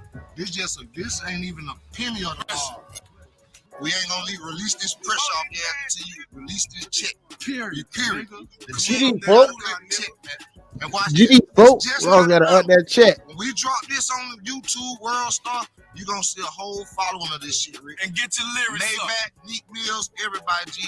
Nothing personal, but tell your boss, man, he gotta get that check, boy, cause y'all in trouble. GD folk. The video went absolutely viral in the hip-hop world, and Rick Ross had no choice but to respond. During this time, Rose happened to be on tour for his new album, God Forgives I Don't. On top of this, the whole MMG was the biggest thing going in rap. You had Meek Mill emerging as a star, Wale emerging as a top artist, and French Montana dropping back-to-back hit songs. I say that to show that this was a very big tour, selling out multiple stadiums in every city across America. Well, coincidentally, just weeks after KK's video, Rick Ross announced that the rest of the MMG tour was canceled. That's mighty suspicious. This included tour dates in North Carolina as well, whose GDs released a similar video to KK. Well, as soon as the news broke that he canceled the tour, everyone assumed that he was terrified of the GDs. So the boss was forced to respond to the rumors. On December 10th, 2012, Rick Ross addressed everything on a radio station interview. I canceled the rest of the tour due to the promoter wasn't really handling his business, you know what I'm saying? He canceled a date of mine. I was going to Tucson, Arizona. Okay. And I was really a few hours outside of the market when I realized of Arizona? Tucson. Okay. I want to say, I believe it was Tucson. This was maybe a week and a half ago. And I just made a call to the dude, Sean G, and just let him know that ain't how we move. Let's just communicate a little better. You know what I'm saying? So the other day I woke up and realized 2 more dates had been canceled. So I just felt like that was some power that I needed to take away from homie. So I canceled the rest of the dates. And never was it due to any threats. You know, I'm a certified man. I am a real boss. And this is something that everybody needs to understand. Gangsters move in silence. Gangsters move in silence. And in situations like that, I just remember an old school Dade County gangster told me a long time ago that any dude. It's not a hobby. It's your empire. It's not DIY. It's do it yourself on Wix. Any dude could stand in the crowd with 30, 40 dudes and everybody real, everybody trill, everybody about that life, everybody gangster. You understand? But when the choppers come out, everybody fold. But more importantly, anybody that understand anything about GDs, because this is what it's supposed to be about. Anybody that understand anything about GDs, it's all about growth and development. Anybody that know anything about the old man, Mr. Hoover, that's why I put him in my song, because I respected his scriptures, his philosophies. It's all about support. It's all about coming up. It's just not about somebody who, one sucker or somebody that got a personal vendetta, and that's something that we don't address, you understand? But other than that, that's not the case. I was just in Chicago a week and a half ago. That's the birthplace of the GDs. And if I go to Chicago to handle my business like I did, I have no problem going to North Carolina or South Carolina, where the ladies are brown skin, brown eyes, they got nice curls, and they make the best apple pie. So don't never get it twisted. Ricky Rose is a boss. I'm certified worldwide. I could put 1,000 gangsters in any hood. I could put 1,000 gangsters in any hood. But that ain't what I'm here for. I'm here to make stars. I'm here to make icons. I'm here to break records. I'm here to be Grammy nominated. And that's what I'm doing. So, and to me, rich is gangster. Loyal is gangster. You understand? Family is gangster. If that's not gangster, I don't want to be gangster. I'm a boss. I went from nothing to being a $50 million man. So don't never get it twisted. Sean G wasn't handling his business. You can't cancel a Ricky Rose show without Ricky Rose permission, and that's what he did with Tucson. Y'all get on the internet. Get on the internet. My show was canceled. I didn't like the way it moved, so I went to Vegas for 2 days. If anybody got Instagram, get on my Instagram. You'll see me getting a massage on one of those Instagrams. I was in the Palms out in Vegas. I made the best of the night. You understand? But that's why the shows were canceled. And if I go to Chicago, I just want to say that again, I go anywhere. So don't get it twisted. And when you pull up the footage of me walking out in Chicago on the stage with the chinchilla dragging on the floor, you let me know if that's the swagger of somebody that's in fear of their life. And you holler back at Ricky Rose. And furthermore, I want to say that I salute Mr. Larry Hoover. So if you screaming, cut a check, we need a check, ain't no checks getting cut. Ain't never no checks getting cut. I don't play those games. Okay. I consider that extortion. We don't play like that. This is Dade County. Rose stood on his 10 toes and made sure to defend his reputation like a man. But what do you guys think? Did he cancel the tour because of the GDs, or was it just a coincidence? But before you comment, this next incident may shape your decision. January 27th, 2013. It's Ricky Rose's 37th birthday, and he heads out to Brickell, Miami to celebrate. After a joyous night, he heads home in his Rolls Royce with a woman named Shataria. At 4:42 a.m., he's driving in Fort Lauderdale to his beachfront mansion. As he's slowly driving down the street, a car pulls up right beside him. The car then rolls down their window and bang! Ross instantly punches the gas down Las Olas Boulevard. After making some distance between the car, he pulls a sharp right onto 15th Avenue. That's when he loses control of the Rolls Royce and crashes into a nearby apartment building. And we're following a news alert right now out of Fort Lauderdale, a car going into a building. Adriana Hopkins is live in Fort Lauderdale with more. Adriana? We're live here at Southeast 4th Street and 15th Avenue in Fort Lauderdale, as you mentioned. I want to show you again that Rolls Royce that crashed into this building. We're being told by people here on the scene, specifically the manager of the Floridian restaurant, a popular restaurant here in Fort Lauderdale, that a famous rapper was riding in that car when someone opened fire at that car crashing into that building, police cleaning up the shell casing markings that were here just a few moments ago. This is still under investigation. We're told that famous rapper still in that restaurant this morning. On the bright side, both Rick Ross and Shataria were both okay. Regardless, this was a scary incident for the Teflon Don, and Fort Lauderdale police were concerned. They approached Ross for details, but he refused to make any statements on the incident. For this reason, it's never been solved and no one knows what it was about. Was it the Gangster Disciples making a point? Was it local Miami beef? Or was it just a random attack? Because of the coincidental timing, a lot of people online figured that it was the Gangster Disciples. And this right here may confirm the rumor. In a 2016 testimony, an Atlanta GD named Markel White made some mind-blowing statements. He told the courts that after this incident, Rick Ross agreed to pay the GDs $6 million to get off his trail. But he clarified that the final payment was $3 million from Rick Ross to the Atlanta GDs. He never clarified who exactly got the money, but I think we can imagine who it was. But none of this means that it was necessarily true, as no one else has ever stated this. So what do you guys think? Did Rick Ross cough up $3 million, or is Markel White full of shit? He's full of shit. Whether it's true or not, the Atlanta GDs were becoming very dangerous, and especially the hate committee. I kid you not, from this moment on, they would wreak absolute havoc in the streets of Georgia. For you talking about twin, this shit about to get crazy. Everything started on February 16th, 2013. OGKK is feeling like the man in the streets after going viral. And on this day, he's shooting a music video in one of Atlanta's most dangerous hoods. This would be the Shell station on Hollowell Parkway, which is known as The Bluff. While he's outside with Smurf and committee members Shantae Craig and Lewis Mobley. While they're recording the video, a man in a red jacket jumps in front of the camera. He taunts the disciples and repeatedly yells black. This means blood love all the time, but the GDs were not feeling the love. Ooh. In fact, OGKK is pissed and he looks over at Lewis Mobley to control the threat. So Lewis Mobley allegedly whips out in front of everyone and bang. The man whose name is Jermaine Higgins was rushed to Grady Hospital where he would be okay. Jermaine was an alleged Bloods member who had no idea who he was messing with. In fact, after the incident, he was pissed because he thought that it was all supposed to be a joke. And in classic Atlanta fashion, he told police everything that happened. So hate committee member Lewis Mobley would be arrested quickly after the incident. In the end, Lewis Mobley was sentenced to life in prison. However, Gonna tell it. Got that boy life in prison?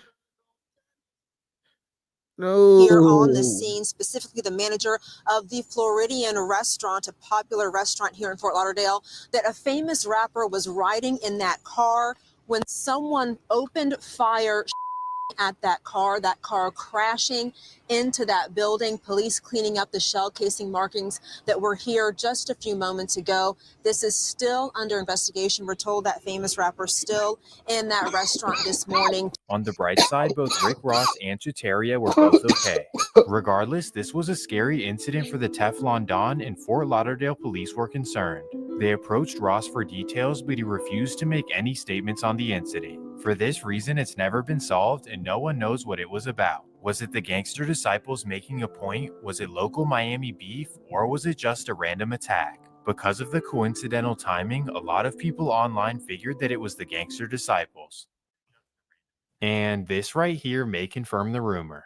In a 2016 testimony, an Atlanta GD named Markel White made some mind-blowing statements. He told the courts that after this incident, Rick Ross agreed to pay the GDs $6 million to get off his trail. But he clarified that the final payment was $3 million from Rick Ross to the Atlanta GDs.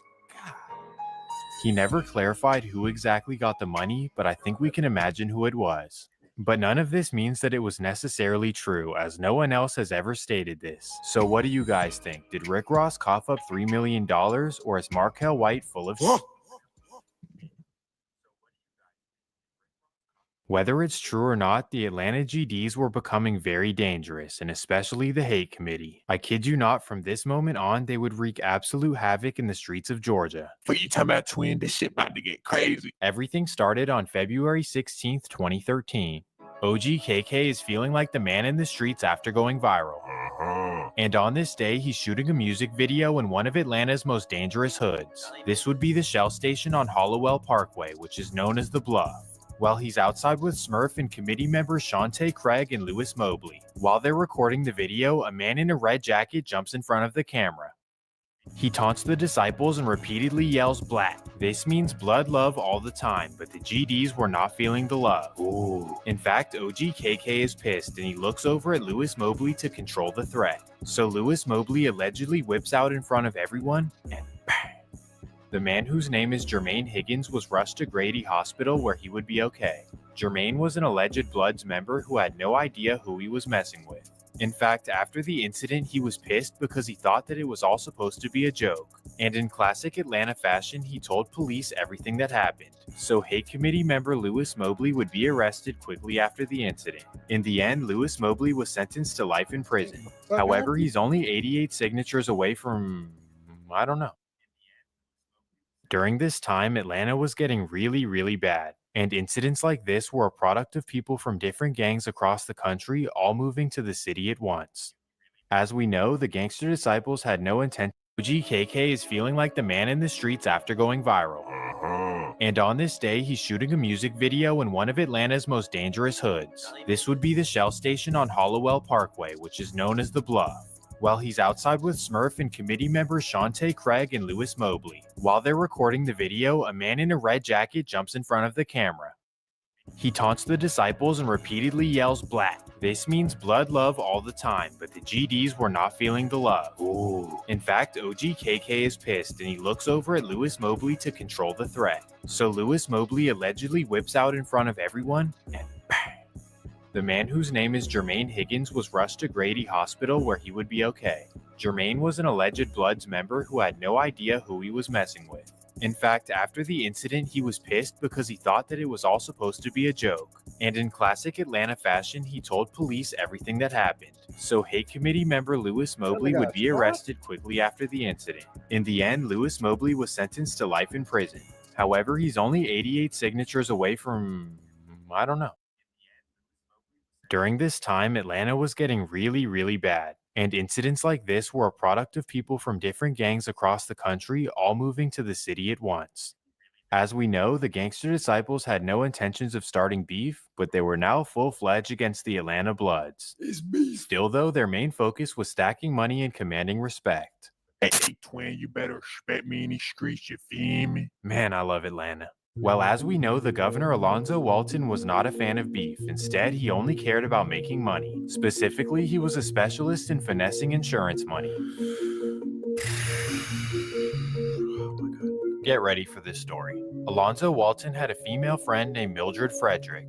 And in December of 2013, she called Alonzo and told him that she blew up her engine by not putting oil in it. So Alonzo volunteered to check out the car and see if he can fix it. When he took a look at the car, he realized that the engine was completely burnt out. Alonzo saw this as the perfect opportunity to come up. He instantly told Mildred to lend him the car and follow his instructions. Hey, baby, just lend me the car and I'll get you the money for it. Don't even worry about it. So Alonzo allegedly towed the car to a remote location and completely destroyed it.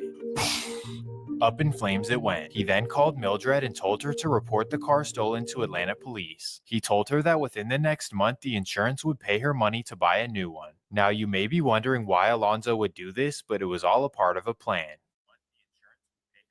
According to police, all of the insurance money ended up in Alonzo's pockets. Wow. So now Mildred was out of a car and the money to buy a new one. This is how the Atlanta GDs were operating. Any opportunity to collect some cash, they were on it. They were in there like swimwear. The worst part about it was that their schemes were pretty intricate and they were very hard to trace. However, their biggest mistake was wiring all the money to their personal bank accounts. This would eventually get them wrapped up, but we're not quite there yet. In the meantime, the GDs felt untouchable and were doing whatever they wanted. Now we fast forward to March of 2014. At this time, OGKK and Smurf are still furious about the incident at the gas station. Even though they handled it, they still felt like no GDs should ever be disrespected. And in their minds, more needed to be done to send the message. Atlanta, we ain't going for nothing. For you, time out.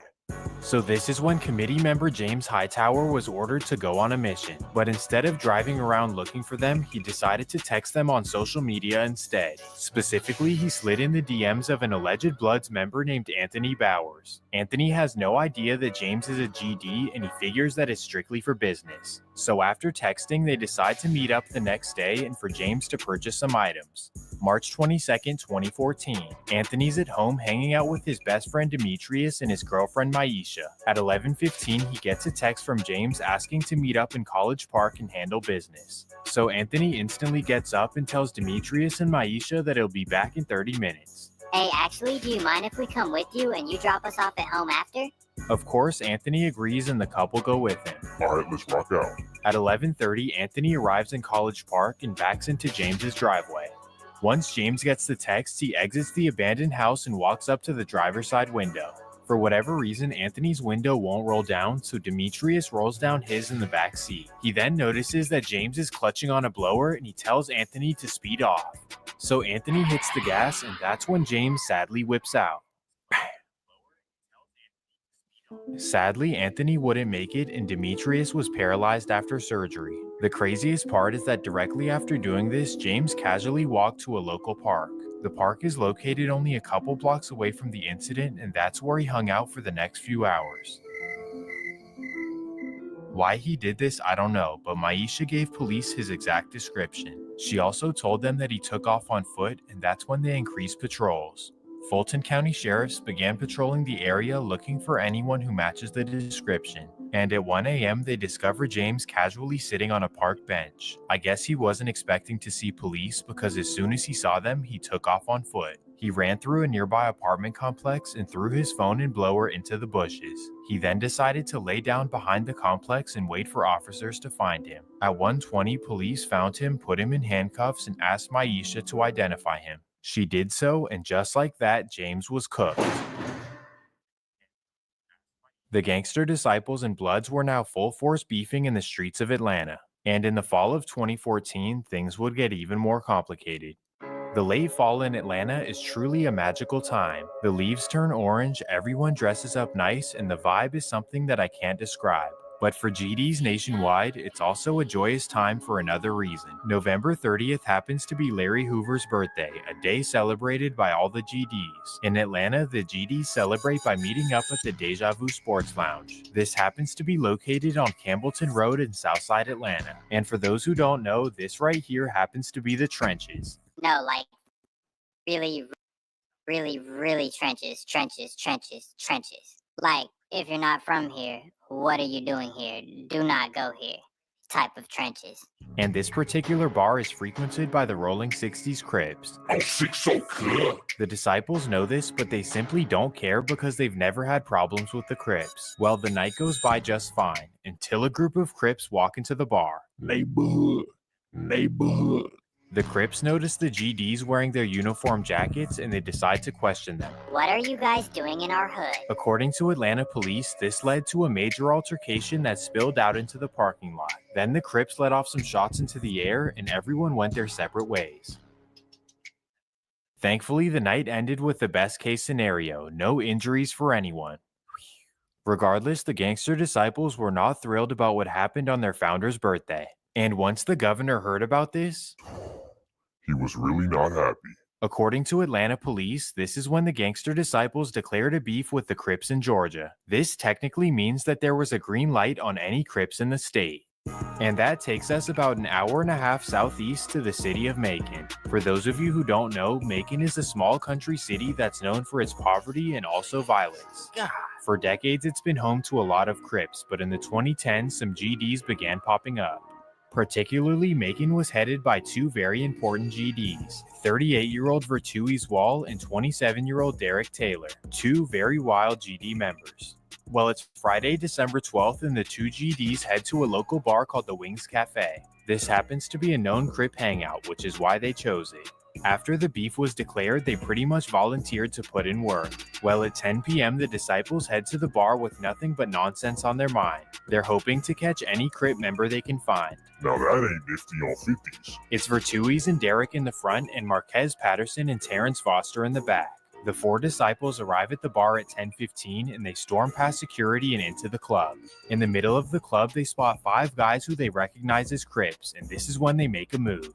One of the GDs takes the cigar out of his mouth and throws it at the Crips. Then, as a response, a Crip member launches a bottle of Hen Dog towards Vertuis' wall. This is when all chaos breaks loose. Chairs start flying and the bouncers rush everyone out of the bar. The Crips and GDs sprint to their respective. Protect your wealth by spending physical gold, not paper money that grows weaker by the second, on a card that earns you gold every time you spend. Kinesis not only protects your wealth from inflation, but grows your investment month to month. When you purchase the gold and silver stored in our vaults, we create a digital record of your physical holdings. This way, the Kinesis Money platform lets you easily manage your gold and silver anywhere in the world, and even spend your metals instantly with the Kinesis card. All the while, earning a passive yield. Anytime Kinesis gold or silver is bought, traded, or spent with Kinesis anywhere in the world by anyone, a percentage is paid into your account each month. Preserve and build your wealth with Kinesis Money. Kinesis, the future of money.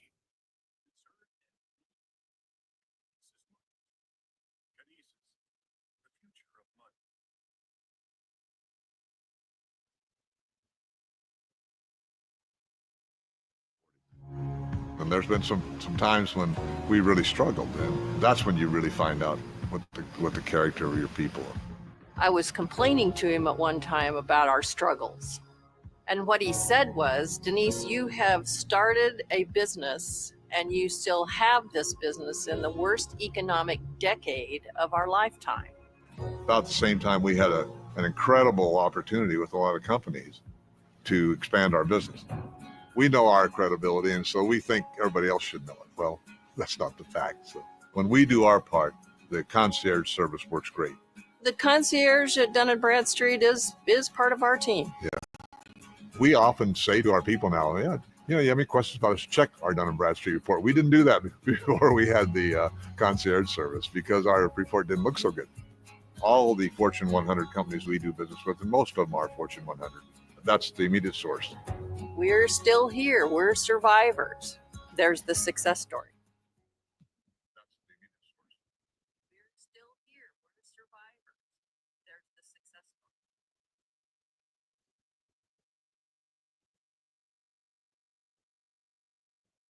Cars grab their blowers and bang, the Wings Cafe parking lot turns into a truly horrible scene.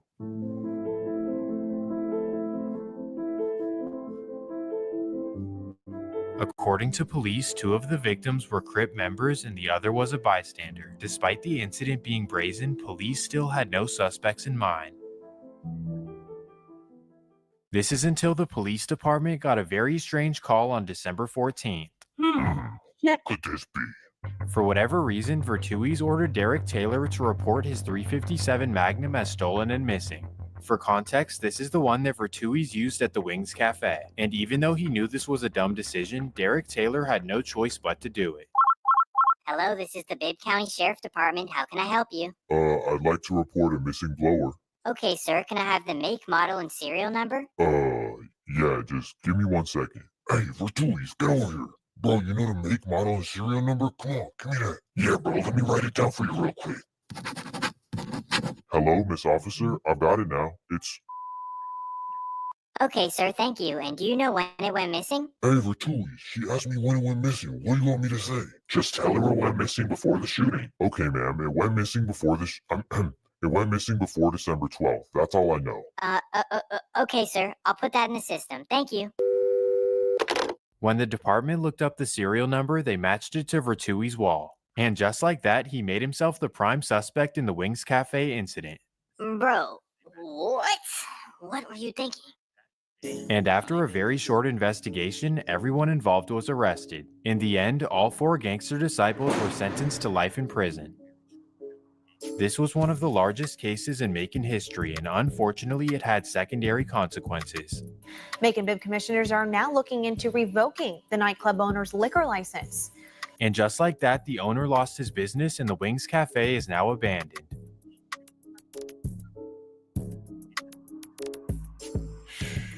In conclusion, the gangster disciples were really causing damage in the streets of Georgia. And sadly, from here, it would only get worse. Now let's head back to Atlanta, Georgia. Oh, for whatever reason, the hate committee decided to go on an awful rampage starting in May of 2015. With Smurf at the helm, the committee was about to turn a formerly quiet suburb into a hood worse than Compton. And that takes us to the small city of Stone Mountain, Georgia. Located about 30 minutes east of Atlanta, Stone Mountain was built as a quiet suburb. It was always known for a beautiful state park and for offering peaceful living outside the city. When I tell you that for decades, Stone Mountain had zero crime, I mean literally it had zero crime. For example, from 2008 to 2014, the city saw 1 total homicide. But sadly, the streak would quickly end due to the gangster disciples coming to town. Over the course of 2014 and early 2015, the hate committee chose Stone Mountain as their main territory. This is because Smurf lived there and because KK was no longer a factor. He was still a respected GD, but he disassociated from the hate committee. Rumors say that he feared that Smurf was getting out of control and that he changed the direction of the crew. They were supposed to exist in order to discipline members, but Smurf was taking them in a different direction. And once they established in Stone Mountain, he wanted to send a message to the community. The committee's first incident in Stone Mountain doesn't really make sense to me, but I'll explain it anyways. Let me introduce you to a young man named Torrey Alston. Torrey was an Atlanta Bloods member and was sent to prison in 2014. After serving a year, he was released in early 2015 and he wanted to change his life. He left the hood and decided to parole to his girlfriend's apartment in Stone Mountain. There, he decided to escape from his life in the streets and was there to raise his daughter. He even told his dad, "My life is more valuable than this gang stuff." So at the young age of 20, he was truly turning the corner for a better life. Well, somehow the GDs recognized him from their beef in the Bluff, and for whatever reason they wanted him gone. And sadly, on May 13th, 2015, he was found outside of his girlfriend's apartment. No one was initially arrested for the incident, as his girlfriend nor his family knew what this was about. Regardless, it shocked the community and was the first of very bad news to come to Stone Mountain. That takes us to July 1st, 2015. It's a Wednesday afternoon in Stone Mountain, and a crew of East Atlanta Bloods are hanging out at an Exxon gas station. They're all standing around a Dodge Charger, listening to music and hollering at girls who pass by. But unlike LA, they're not wearing uniforms, so no one would really know they're Bloods. Well, at 7 p.m., a GD named Quantavious Hurt stops at the gas station to get a snack. While walking to the store, he stops and begins talking to a girl who's standing in front of the Charger. During their conversation, Quantavious accidentally leans on the car. When the East Atlanta Bloods notice, they're furious and they decide to approach Quantavious. They begin aggressively surrounding him, and he puts his hands up to calm it down. He then notices one of the guys grabbing for his waist, and that's when he turns around and sprints to his car. As he's pulling off, all he hears is bang. Thankfully though, they pull a Ben Simmons and Quantavious is able to get away safely. After the scary incident, he instantly drives to Smurf's house to inform him. Smurf is furious. Nah, twin. Hey, you tell me.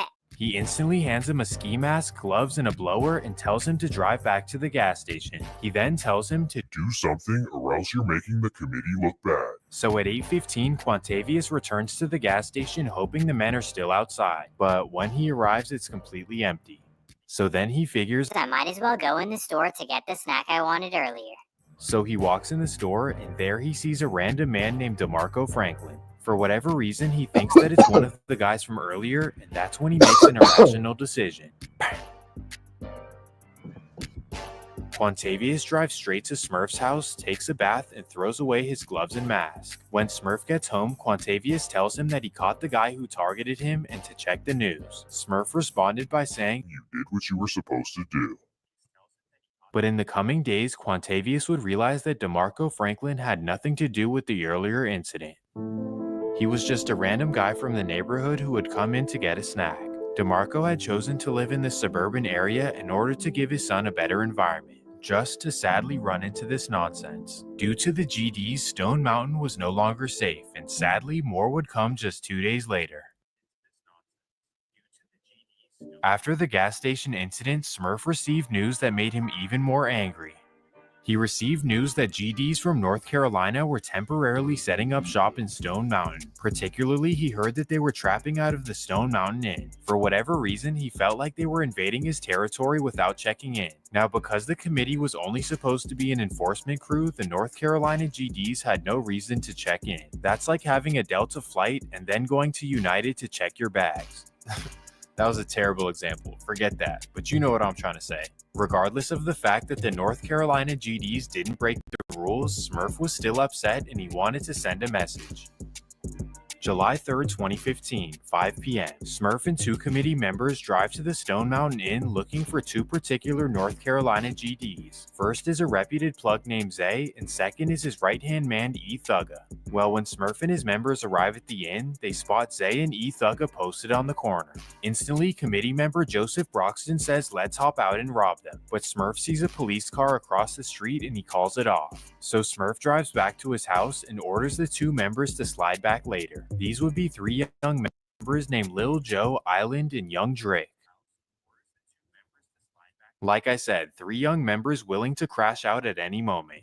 8 p.m. The trio return to the Stone Mountain Inn and they see Zay and E Thugga hanging outside with more than 10 people. Now a 3-on-10 attempt is crazy, especially in the South. But regardless, Smurf ordered them to do this and they figure they have no choice. Ugh.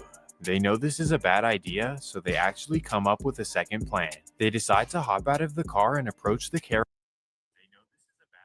When you're ready to start your business, Zen Business will guide you through the steps to quickly and easily form your LLC with confidence. Zen Business is the fastest and easiest way to start, run, and grow a successful business all in one place. You don't have to do it alone. You'll have access to educational resources and award-winning support 7 days a week. With Zen Business, you can make your business official with an LLC, secure a registered agent and compliance services, and set up your finances with an employer ID number and business bank account. They take care of all of the stressful, ongoing federal and state requirements as you grow so you can focus on what you love. Use Zen Business to confidently start, run, and grow your business. Check them out today.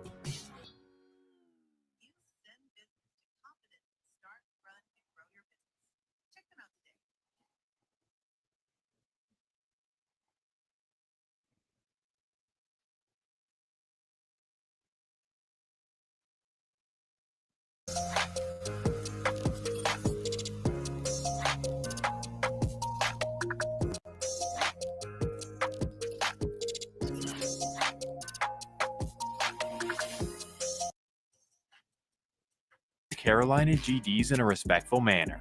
Say, twin, we're the local GDs. Do you mind if we kick it? The Carolina crew is cool with it, and they all decide to hang out and have a good time. That's when Lil Joe asks E-Thugga if he can see the trap.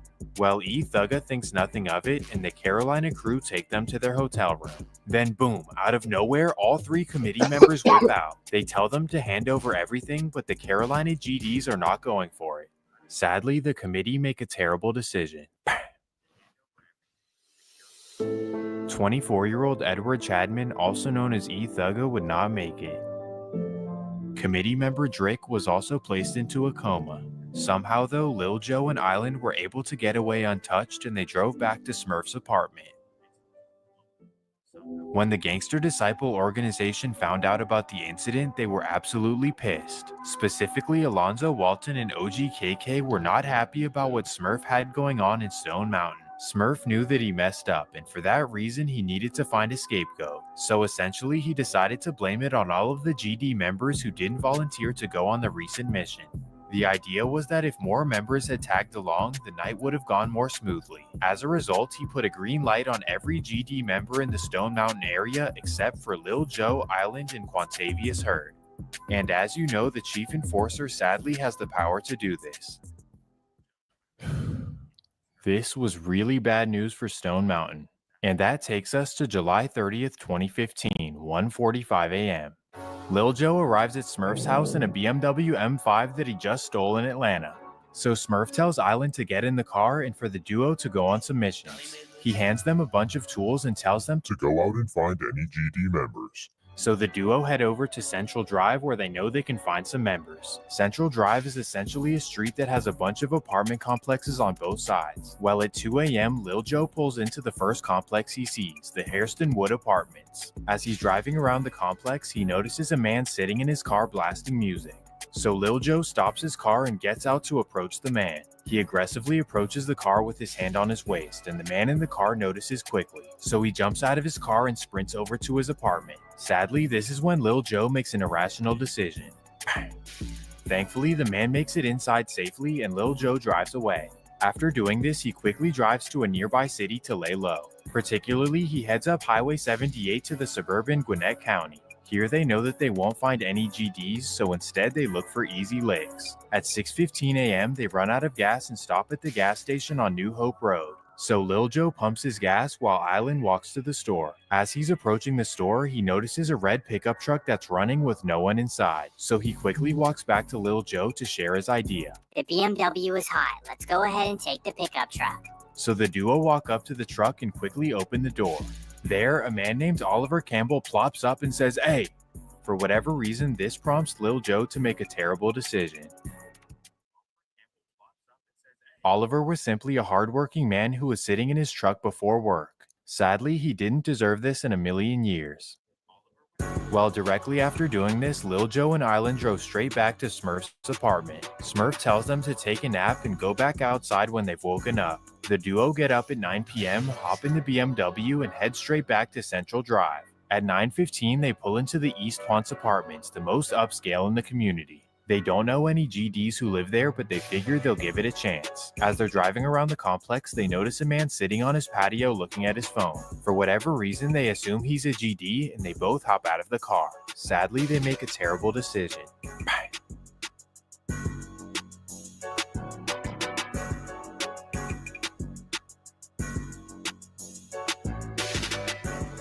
The duo then hop in the BMW and speed away. What's up? Welcome to Developer Semicolon. In today's video, I'll teach you how to animate elements within the Wix Studio to achieve parallax effects, chuck an ice latte, cold, and Jet the editor will show you his pinky finger. So make sure to subscribe, and with that introductory teaser, let's move onwards and upwards and forwards with this tutorial.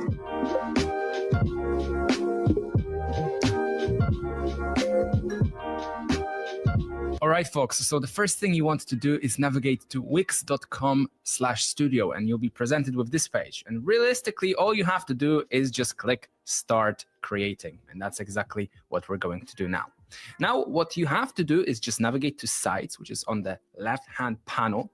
And then what you do is you create a new site, then it takes you to another page, and we want to start from a blank canvas. So we don't want anything, we don't want to start with a template, we just want everything to be blank. Because what I'm showing you here is how to do everything from scratch to make you that little bit better of a developer. We started with a cool project and I'm getting hot and excited already. So Wix gives you the option to choose a black canvas. It is a black canvas, but it still has some sections that we don't want. For example, it has the footer and it has the header of the website. And we don't want these, so I'm just going to select them and press backspace. And there you go. That easily we can just get rid of them. Now, what happens when we continue to work with this site? Before we go any further, let's talk about parallax effects and parallax scroll. And why do we call them parallax? Well, parallax is just the idea of showcasing and giving the end user a feeling that there is this depth of field and that there is this interactivity as they go onto the site. Now, this depth of field is achieved because of how we work with different layers on the website.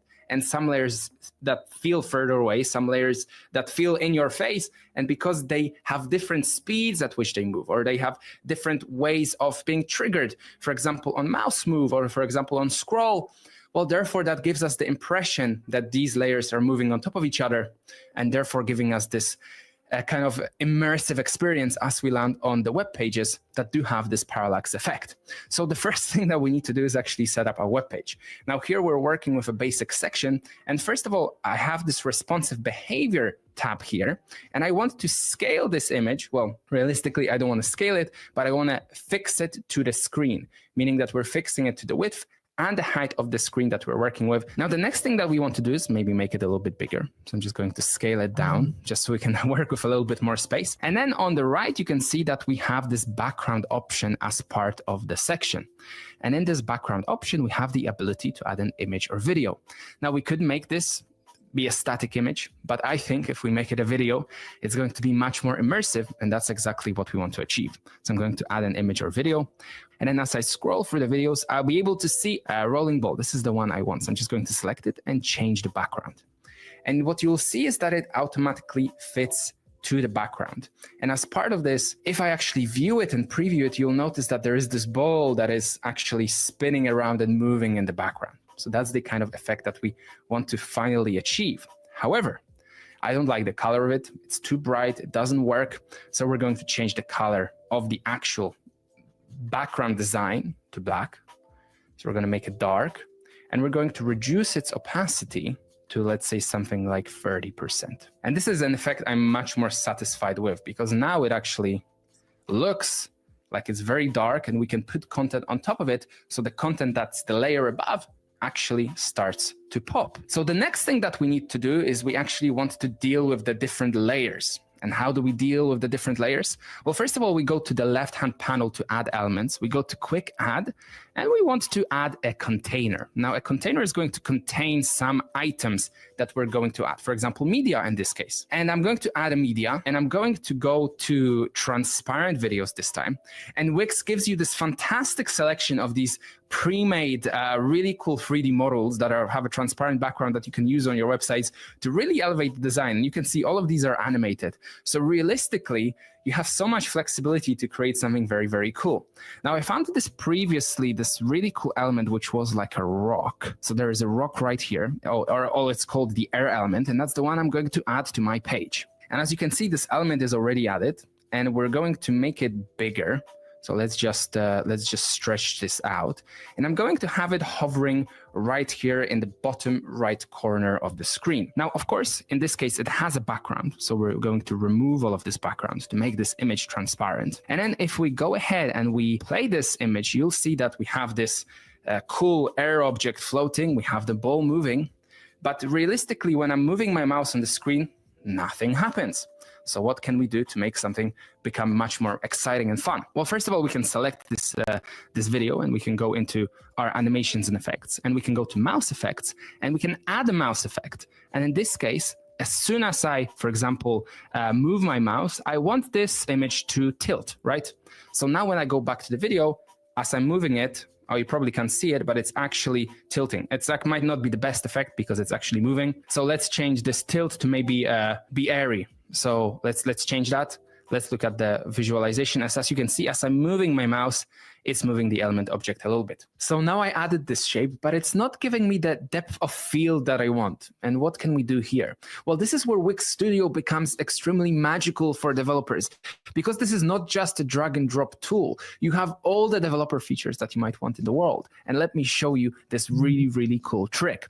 As part of Wix Studio, you can actually go to the code feature and you can start coding. So you're turning on the coding functionality. Essentially, Wix Studio now becomes your IDE. So your integrated development environment. And what you can do here, you can start targeting elements and giving them custom CSS and giving them custom JavaScript. In this case, we're going to give it custom CSS. So we have this object right here that we're working with. Now, in this case, we want to target the CSS class of this specific element. So I can go into CSS classes. And as you can see, I don't have a global.css file. If I just make this a little bit bigger, I can add the global.css file. And you'll notice this file has now been created, and I can assign a specific class to the specific element, which I will use to target this specific, in this case, transparent video. And I'm going to call it rock, because that's what it is. And now, because I have this class, I can actually go ahead into the styles.css. I can target this class by typing .rock. And here I can start to assign the filters that I want to make this image blurry. Here I can add the filter, and this filter is going to be a filter of blur. And as soon as I added it, what you just saw there is it blurred the whole image. So we can start to manipulate our specific elements in so many ways. Here I'm just doing the CSS. You can also add custom functionality with JavaScript. And now essentially, once I'm done with this and I'm happy, I can just turn the coding off, and that remains blurred. And there we go. And we get that bigger depth of field. So now when we preview it, I'm dragging my mouse and you can see it's following my mouse. It's blurred. And we've got this cool background image that's also happening. And you can see this we're getting this 3D effect. Now let's go on to add the final two main components of this page, the main 3D model, and finally a bit of text, and then the navigation bar to make this actually look like a web page. And we're going to breeze through this very quickly because from this point onward, it's actually very, very simple. So again, I'm going to go into my panel. I'm going to select my section, my container. Inside of my container, I have a transparent video. And another thing I'm going to add is I'm going to add another transparent video. So I'm going to go to decorative. I'm going to select transparent videos, and we're going to find the specific object I want to put in the middle. Rotating crystal, that's the one I want. So I'm going to take this and I'm going to position it in the middle, make it a tiny bit smaller. And as you can see, we'll snap it to the center of the page, and we have this rotating crystal. Now, if I play this, you can see that we have this 3D page already, and the parallax layers already coming on top. So you can see 3 layers now, but then there is a little bit of interactivity, but I want the interactivity from this middle object as well. So what do? Well, we just do the same thing that we did with the other one. We select it, we go on to the animations and effects, we select mouse effects, we add a mouse effect, and in this case, what can we do?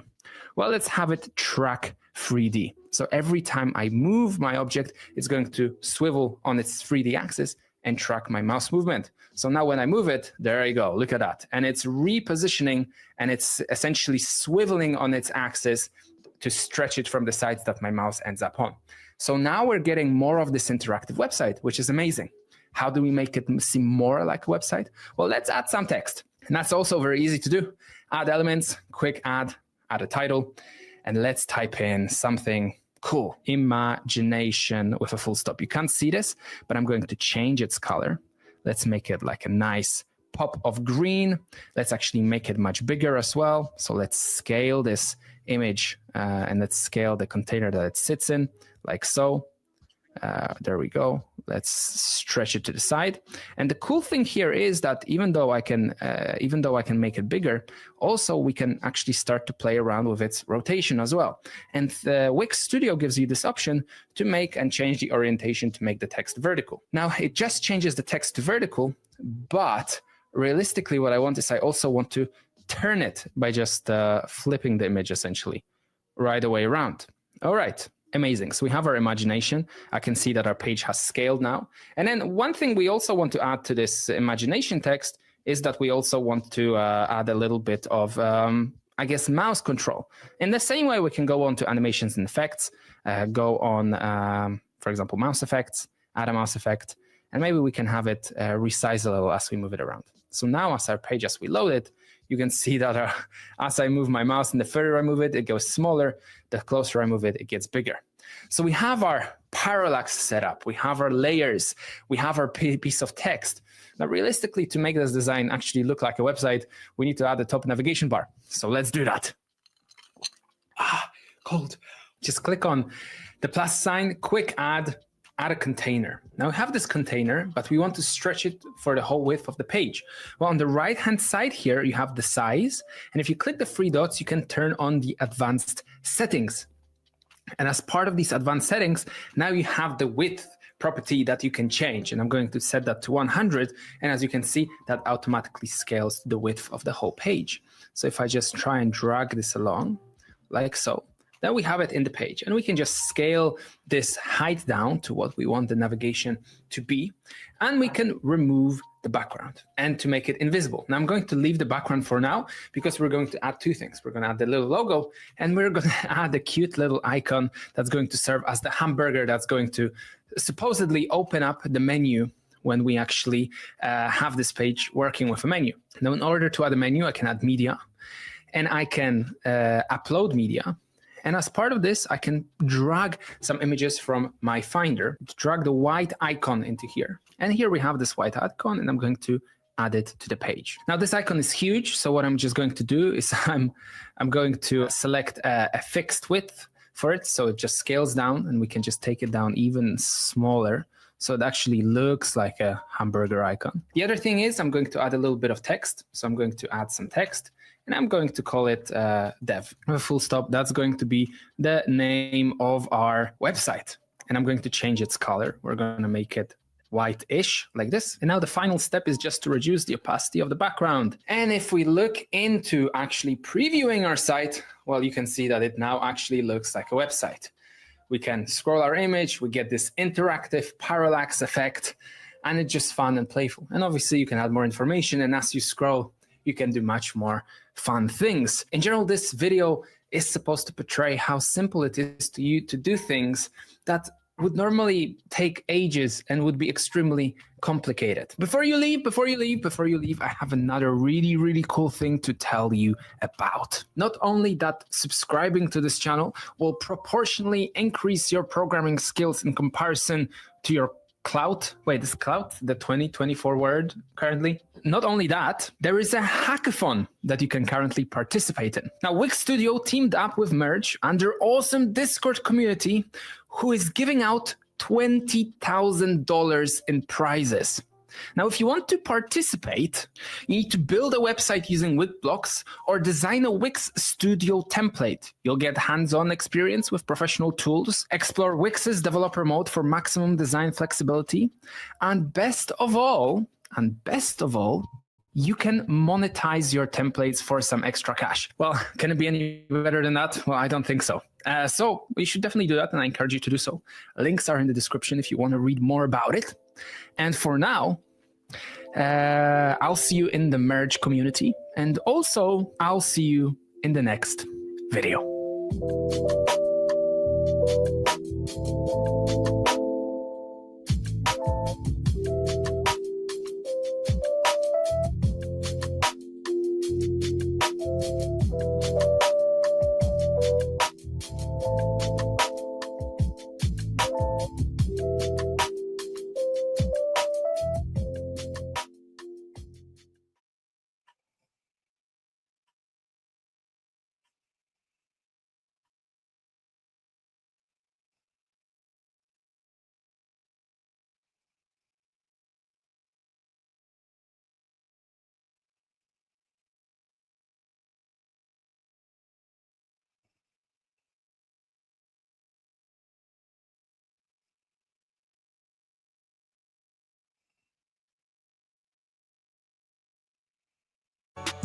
They then ditched the car behind a building in the nearby Decatur. Well, as it turns out, Rockwell Nelson was not even a Stone Mountain resident, nor was he a GD. He was simply staying at a girl's house that he had just met on a dating app. He had nothing to do with anything. Stone Mountain was getting really bad. This was number 4 of the summer, and sadly another one would come just a couple days later.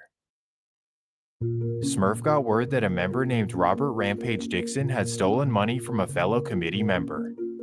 As you would expect, Smurf was furious, and he ordered Lil Joe and Island to go get Rampage and take him back to his apartment. So on August 3rd at 5 p.m., they deliver Rampage at Smurf's doorstep. Smurf meets him in the driveway and simply asks him one question. Twin, tell me the truth. Did you steal? And I guess Rampage's answer was not good enough for Smurf. This was now number 5 of the year for the GDs in Stone Mountain. With a population of 4,000 residents, this gave the city a homicide rate of 125 per 100,000. That's 20 times higher than the city of LA and 5 times higher than the actual city of Atlanta. As a result, the DeKalb County sheriffs were concerned and decided to investigate all of the incidents together. And once the disciples got word that they were under investigation, all of the members either left the Atlanta area or decided to completely lay low. Now you may be wondering, how did they know they were under investigation? Well, that introduces us to a DeKalb County sheriff named Vancito Gums.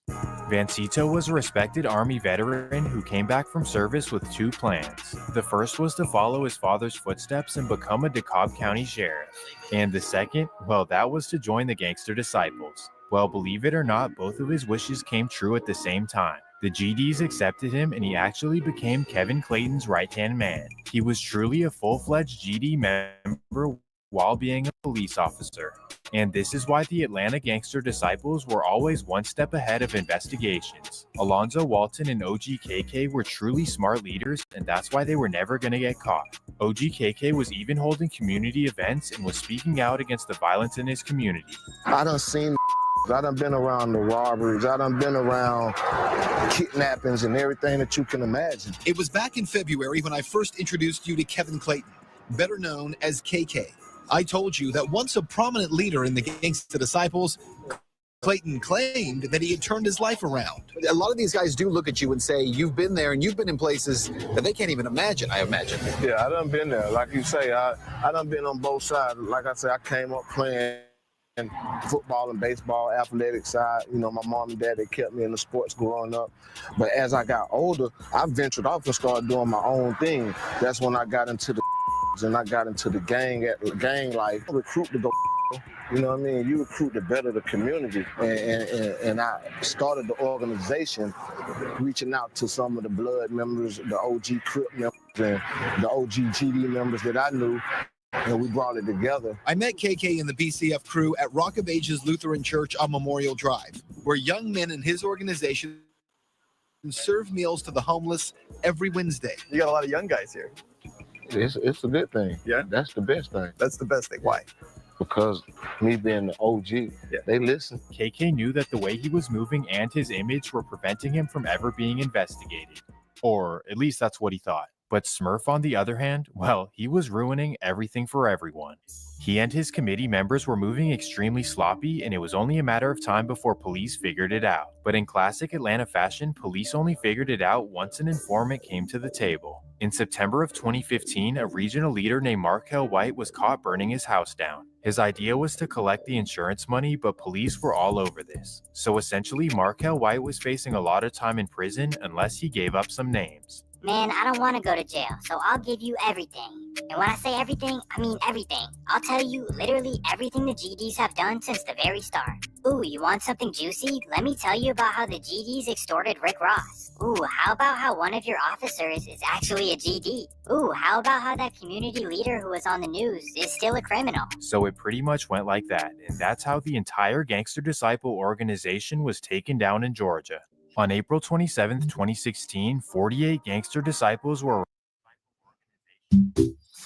Boost your revenue and drive growth with Google Ads. Reach high-value customers across the entire Google network, like search, shopping, YouTube, and more. Get started today.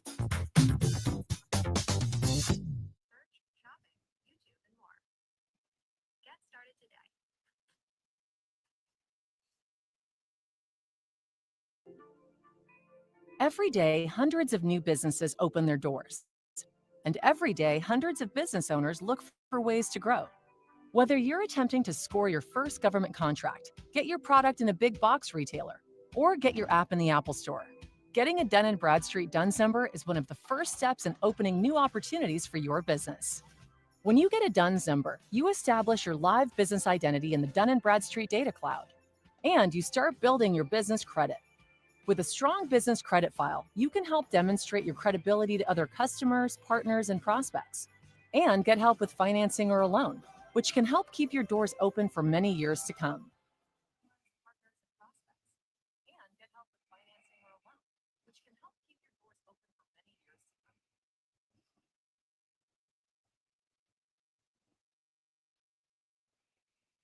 Arrested in Georgia.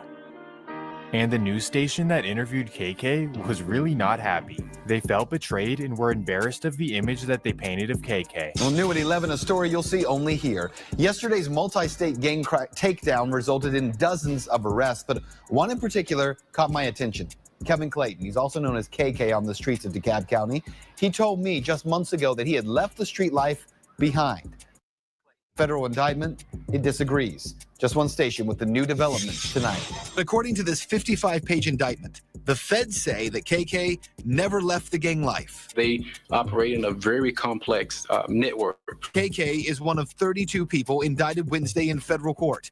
According to that indictment, these 32 are accused of various racketeering charges, the same gang that KK told me he had left behind.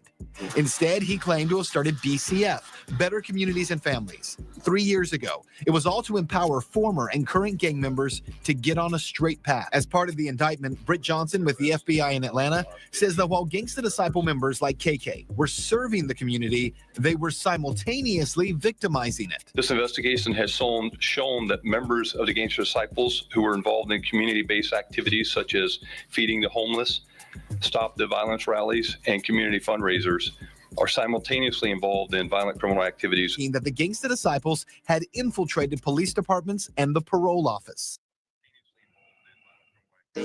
So let me briefly run down everything in the indictment. First, you have the terrible incident in Marietta that kicked everything off in 2011. Then you have the Rick Ross fiasco. However, the Fort Lauderdale incident was never in the indictment. Then you have the gas station music video that went wrong in Westside Atlanta. Then you have Alonzo Walton's nonsense involving the woman's car. Then you have the devastating incident at the Wings Cafe in Macon.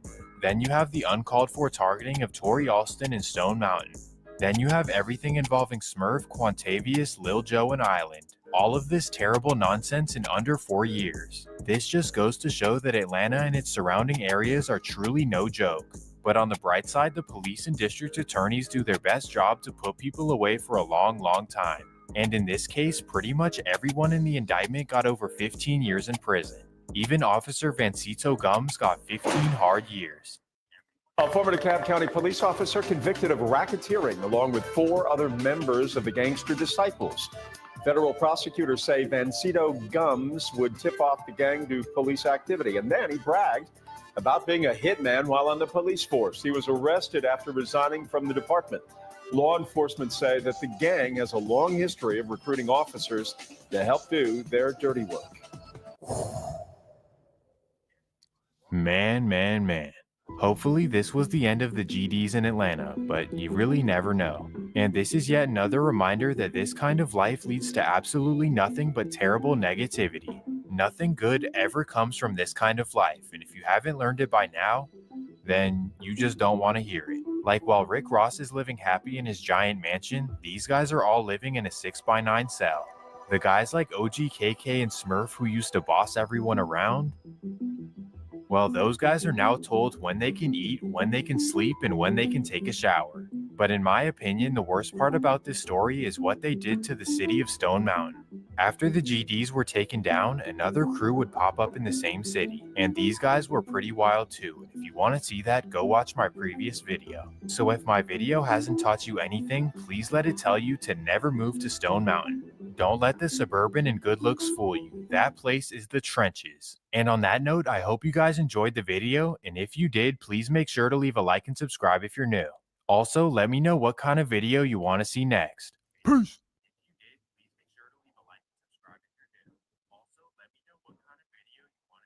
We need a small business loan fast. I got this. Loan Falcon! There's a better way to get a fast small business loan. Go to OnDeck.com, and if approved, get your funds as soon as the same day. Your loan is on deck.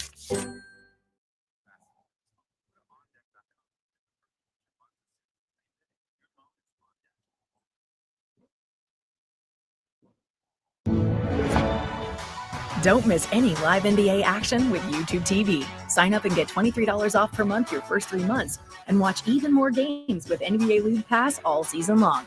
With YouTube TV, try it free. Terms apply. Cancel anytime.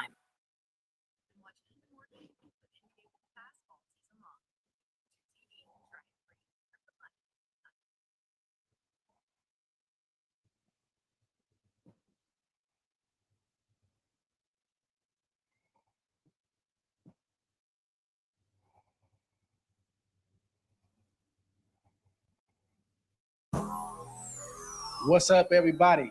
Welcome back to another episode of The Art of War.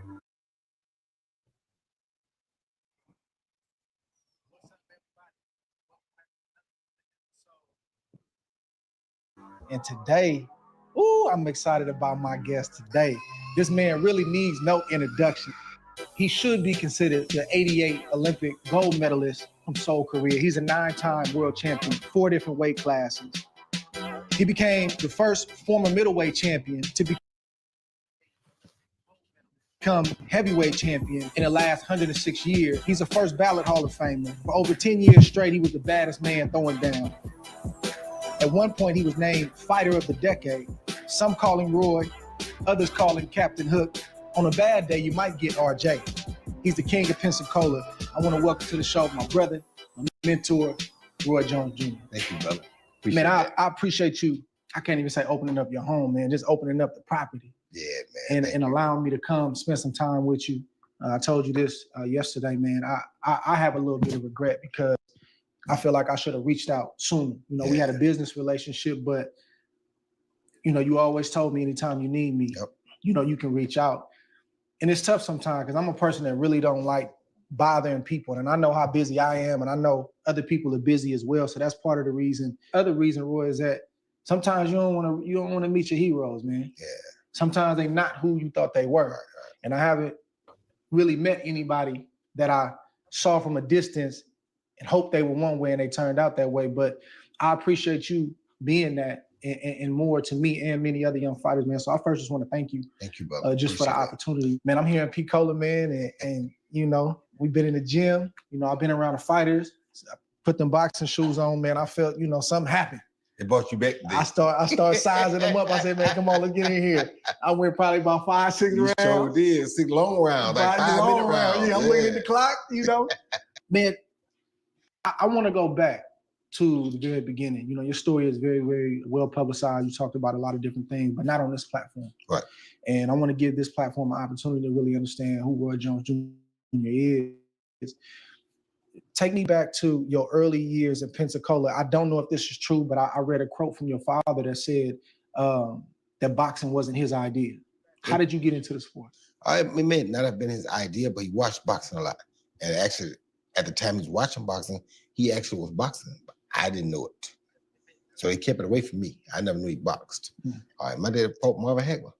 That's crazy. Yeah, so every night, you know, I used to get the boxing gloves out. We box. He'd get on his knees, box me. Basically just maul me and push me down and stuff. But for some reason, I always thought I had a chance. So the next day in school, I would think all day long what I'm going to do different tonight to beat my dad when I get home, right? That's right. Never knowing I ain't got a chance, but that never registered to me. So after about 5 or 6 years of that, one day he said, okay, you want to box? I'm going to start training. All right. We started. So you didn't go to a gym. You started with your father at his my house? dad in the backyard. In our backyard. Me and 3 more guys. Really? Yep. And I was the youngest. They were like 16, 17, and probably 14, and I was probably 10. Yep. What was the amateur scene like in a remote place like Pensacola, Florida? It was good because it was actually a place called Pensacola Boxing Club in town. But I lived out this way. I lived out in Barth, which is 10 miles further to the north than you are now. Okay. But the Pensacola Boxing Club was in town. Then you had Tommy Kimmons, them who also had their boxing club. So it was about 2 boxing clubs in town, and the Navy base had a boxing team. So it was 3 of them, and we had ours. Yep. When did you first start winning these national tournaments and first start realizing, like, man, I can really do this? Well, there was a guy named Sean DeSoto. They call him Scene DeSoto. And he was a lot older than me, actually. But he had a good reputation in Pensacola as a boxer and a kickboxer. So one day, I think I was about 12, my dad took us down to Pensacola Boxing Club to spar. And the only person that was close to my size was Scene DeSoto. But Scene DeSoto was probably 16 and I was 12. But since he was close to my side, my dad said, he's bowling. So I got in there. And when I got in there, it was the first time I had faced somebody that much older than me. But to me, because of the way I was raised, I never thought age mattered. I thought I was smarter than everybody. Okay. You feel me? So when I got in there, I kind of took control of the situation and kind of dismantled him. That was the first time anybody in Pensacola ever seen me box. Really? They started calling me Little Sugar, as in Little Sugar Ray, because I was so fast. But Robinson or Leonard? Leonard. It was like, wow, this dude got quick hands. And even him, I didn't know it till later, but he went and told everybody he knew the next day. This little kid right named Roy Jones Jr., he's going to be a world champion one day, trust me. Because he was good. He was known in the community as a hell of a boxer. And I just gave him that work. And I was like 12 years old. Man, you got a unique style. I know you talk about the chickens and the roosters and how you really took a lot